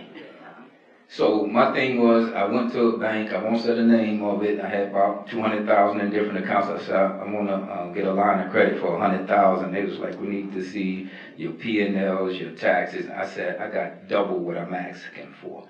You gonna give me this type of runaround? And that's when I started hating banks. So I used a lot of my own money. I'm always looking for capital, I'm gonna be honest. Banks, you need them when you're really gonna grow like we're about to grow, probably going global. But for my first 20 years, banks would always try to come back later on. I did creative financing. I had a bunch of people in the community wanting to be partners. So you can't be a partner, but you could use me as a stock. I said, if you got 30, 40, 50,000 sitting in a savings account getting 2%, I'll pay you 6. I'll set up a promissory note. I'll give you an amortization chart. I say, and I'll guarantee it with my pension. If this business go belly up tomorrow and I get clipped or die, you're going to get that money either Zelle to you, ACH, or whatever. I raised a little bit under $2 million from people in the community. I done paid it all back with interest. So I get real creative. You ain't going to stop me from doing what I need to do. I'm going to find a way. Even though I ran up credit cards, used my mom and my brothers, and my score went from 780 to probably 500 because of all the stuff I did. But that's what gave me longevity and sustainability, is that ability. Like my man said, you got to have that drive, that fortitude. You cut from a different cloth when you're an entrepreneur. You find a way. We've got just a few more minutes left, so I want to ask one question. We have enough time for the questions from the audience. So one question just for all of you quickly, and then we'll go to the audience. What actionable advice would you give to aspiring entrepreneurs looking to grow and scale their business? What would you suggest that they should do? Trent, you want to start? It's so much that question is really one thing. You saying just one thing they should do? Yeah. I would do research. I would guess, is it a need for what you're trying to do to expand? That's the main thing. I mean, people will tell you, oh, you need to do this and that and the other.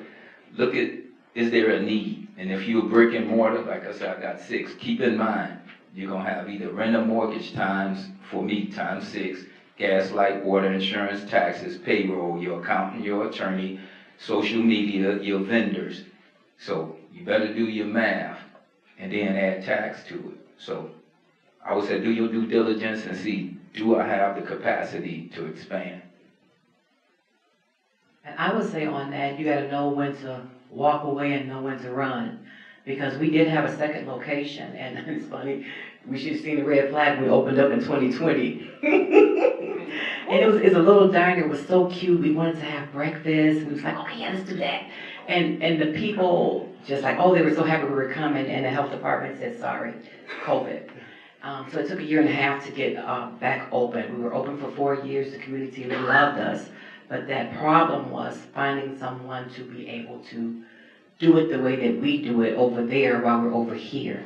So we had to make that decision to shut it down this past October. We hated it, but we had to make that decision because you don't want to be in business and you're not making money. So, yeah. And Tress, he said it. I mean, that's exactly what I was about to say. You got to make sure there's a need first. Make sure that it will be sustainable. It's just funny. That's what I'm looking at trying to do right now. Scale G's Clippers to see how or what approach I want to take with that. I really like the idea of the whole adding the health component to it, because there's just still way too many African American men. I'm pointing at African American men first. There's way too many African American men dying at such a high rate from preventable illnesses. So if these guys are going to the barbershop, why not bring the position to them?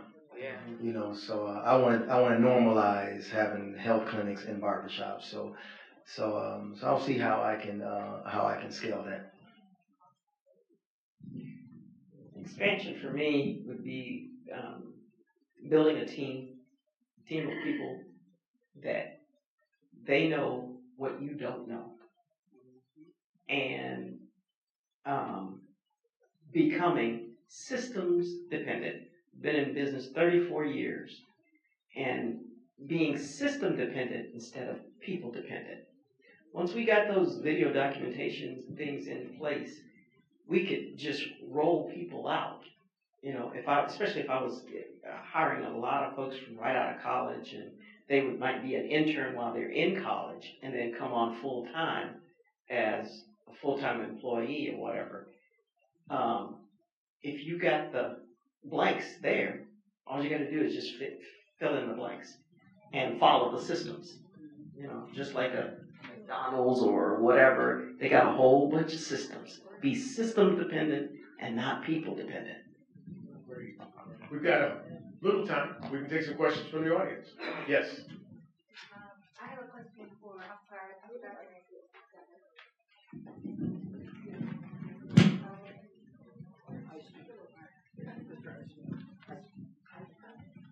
I have a question for Mr. Highsmith.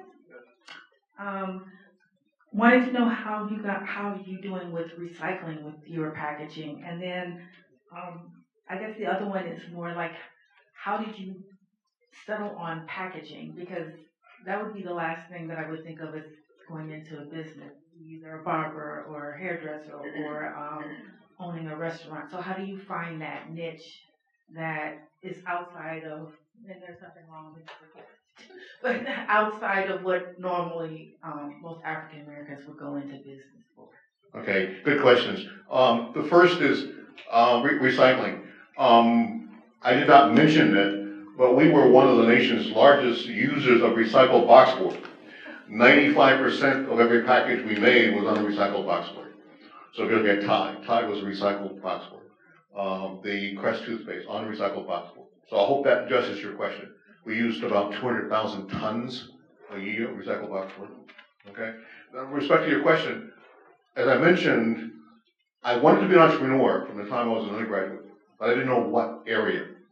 And I went to work for a large global packaging company, and I spent a decade there. That's where I got exposed to an industry that I didn't know existed. And I became fascinated with it.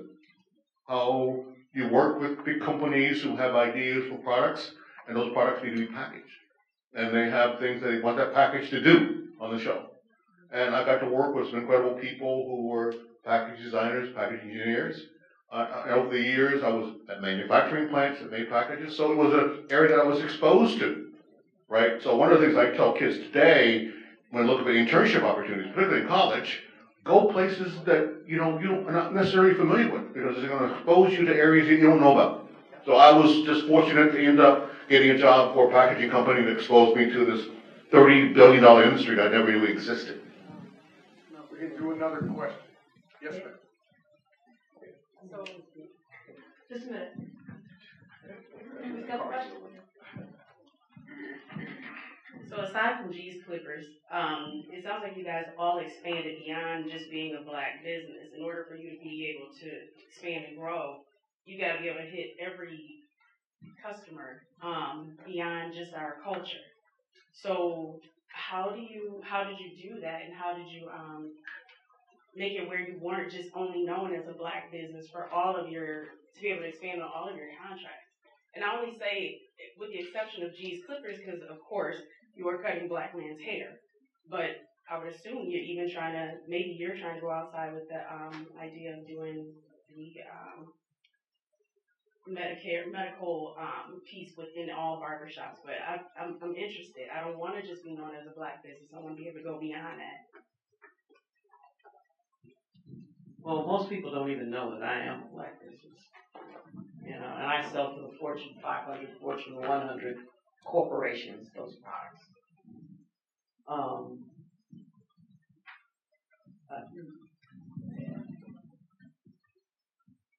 I do have certifications that say that I am, a woman-owned company, a minority-owned company, small business, and that type of thing. And you can leverage those certifications and stuff or whatever, but we're not just a black business or whatever. We're a business that does distribution on a national level, and just now through partnering with people, like he said, doing acquisitions and whatever, I've found that I've been able to expand by expanding my circle of influence and partners, And I would say through G's Clippers, I think my clientele is probably made up of probably 5% non-black, but my business is really, I really try my best to focus on bringing resources to the African American community, as far as growing the African American community as much as I possibly can. in a positive way. So I'm really focused on African American community, not negating any other race or culture. I would say this, I'll never forget, we were working and the restaurant was open and, we were by Marquette, we're by, different areas near West Side. I believe professionalism, if you're professional and people love what they're tasting, in our case, we're just country cooking. We have people coming from Marquette, students are coming from Arkansas or Tennessee, and they're coming for the Black Eyed Peas. They're not coming because we're African American. They're coming because that's where they can find the food that they're used to. But I'll never forget, we were working, it was busy, we were so happy. We looked up, and I kid you not, to all my Caucasian, Hispanic brethren and sisters in the room, there was not one African American in our lobby, and it was full of all Caucasian people. And I stopped, and we got to whispering. It was a moment. It was a moment, because a lot of times people think soul food, black, No, it's food. It's country cooking. People eat what we like. I eat Chinese food. I eat Indian food. And why wouldn't other people want to also eat what we sell? Good. I think society kind of labels us sometimes when they see us, and we try to you just have to correct them. I remember being interviewed, I think it was on ABC or somewhere, I don't remember. And it's like, how does it feel being a black-owned business? I said, I'm a business, I just happen to be black. So our thing is, everybody's not going to be your customer. I don't care what. But if you serving a quality product and or service, if you treating people with dignity and respect, anybody would have for brain that like nice stuff, they're going to come to your establishment, no matter what you selling or serving or providing. So my biggest thing is always, and my team is big on it, provide excellence, provide consistency, be accountable for what we do. Martians are coming in and get a latte. I mean that. And before I get off, my content creator getting on me. Follow us at Sip and Savor Chicago if you got Instagram.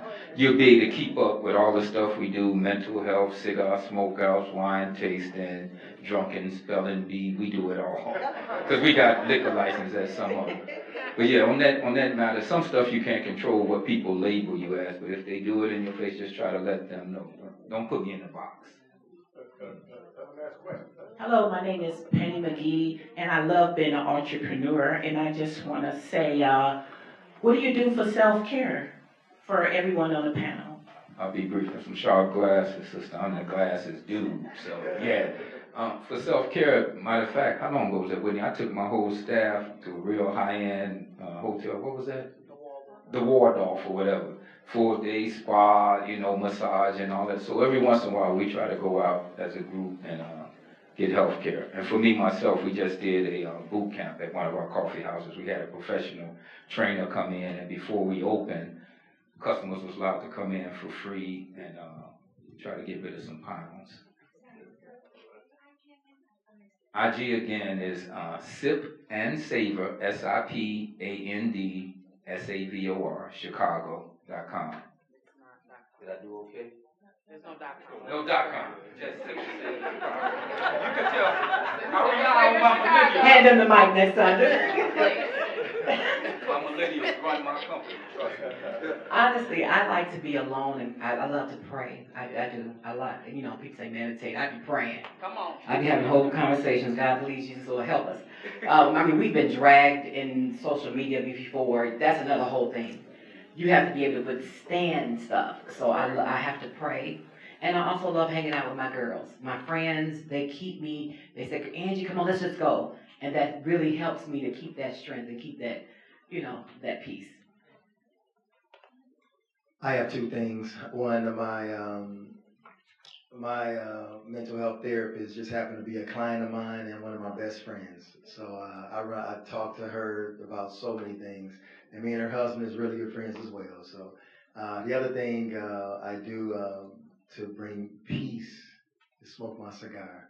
I am a cigar smoker, and I run marathons, so I have a great balance. But I heard it said that it's hard to be stressed the heck out and smoking a cigar at the same time. It just don't go together. Well, I used to ski a lot, downhill skiing. I am one of the founders of the Ebony Ice Ski Club, which has been in existence for 35 years. And they are part of the National Brotherhood of Skiers, which is an organization that is the second largest organized ski organization, second only to the Olympics. So there's people of color that have been skiing for over 50 years, started by a gentleman in Chicago and in Detroit. And I did a lot of downhill skiing. I'm still associated with the club and everything, and I don't do as much skiing anymore.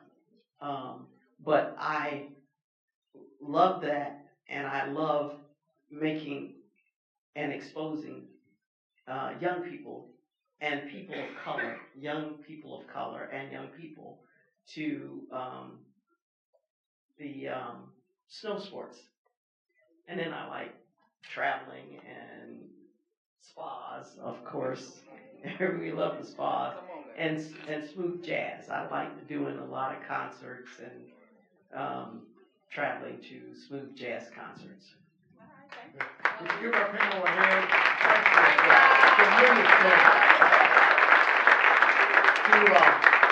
And I appreciate all the comments. It's superb. Just superb. To close this out, I'd like to introduce Gregory Martin, who serves as the Center Director for the Milwaukee Small Business Development Center. The Small Business Development Center, as most of you know, is part of UW Milwaukee School of Continuing Education and provides services and support for existing businesses and aspiring entrepreneurs in Milwaukee and the surrounding areas. And prior to this, Greg owned and operated Nina's Food Market in the city of Milwaukee with his family for over 20 years. And he led that organization in their growth from a single location and 15 employees to 6 locations with over 600 employees. Mr. Martin.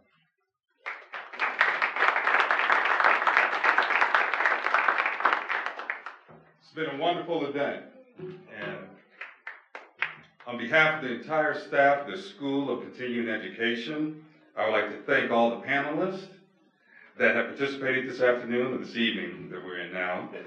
Please give them another round of applause.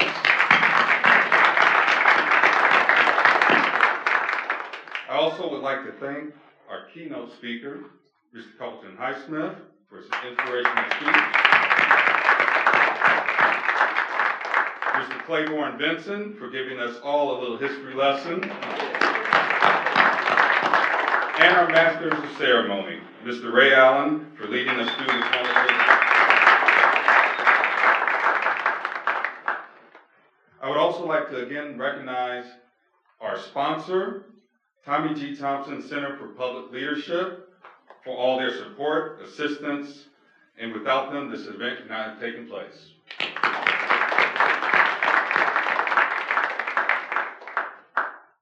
The University of Wisconsin School of Continuing Education and the Wisconsin Small Business Development Center would like to provide you with a special gift for all those who have attended.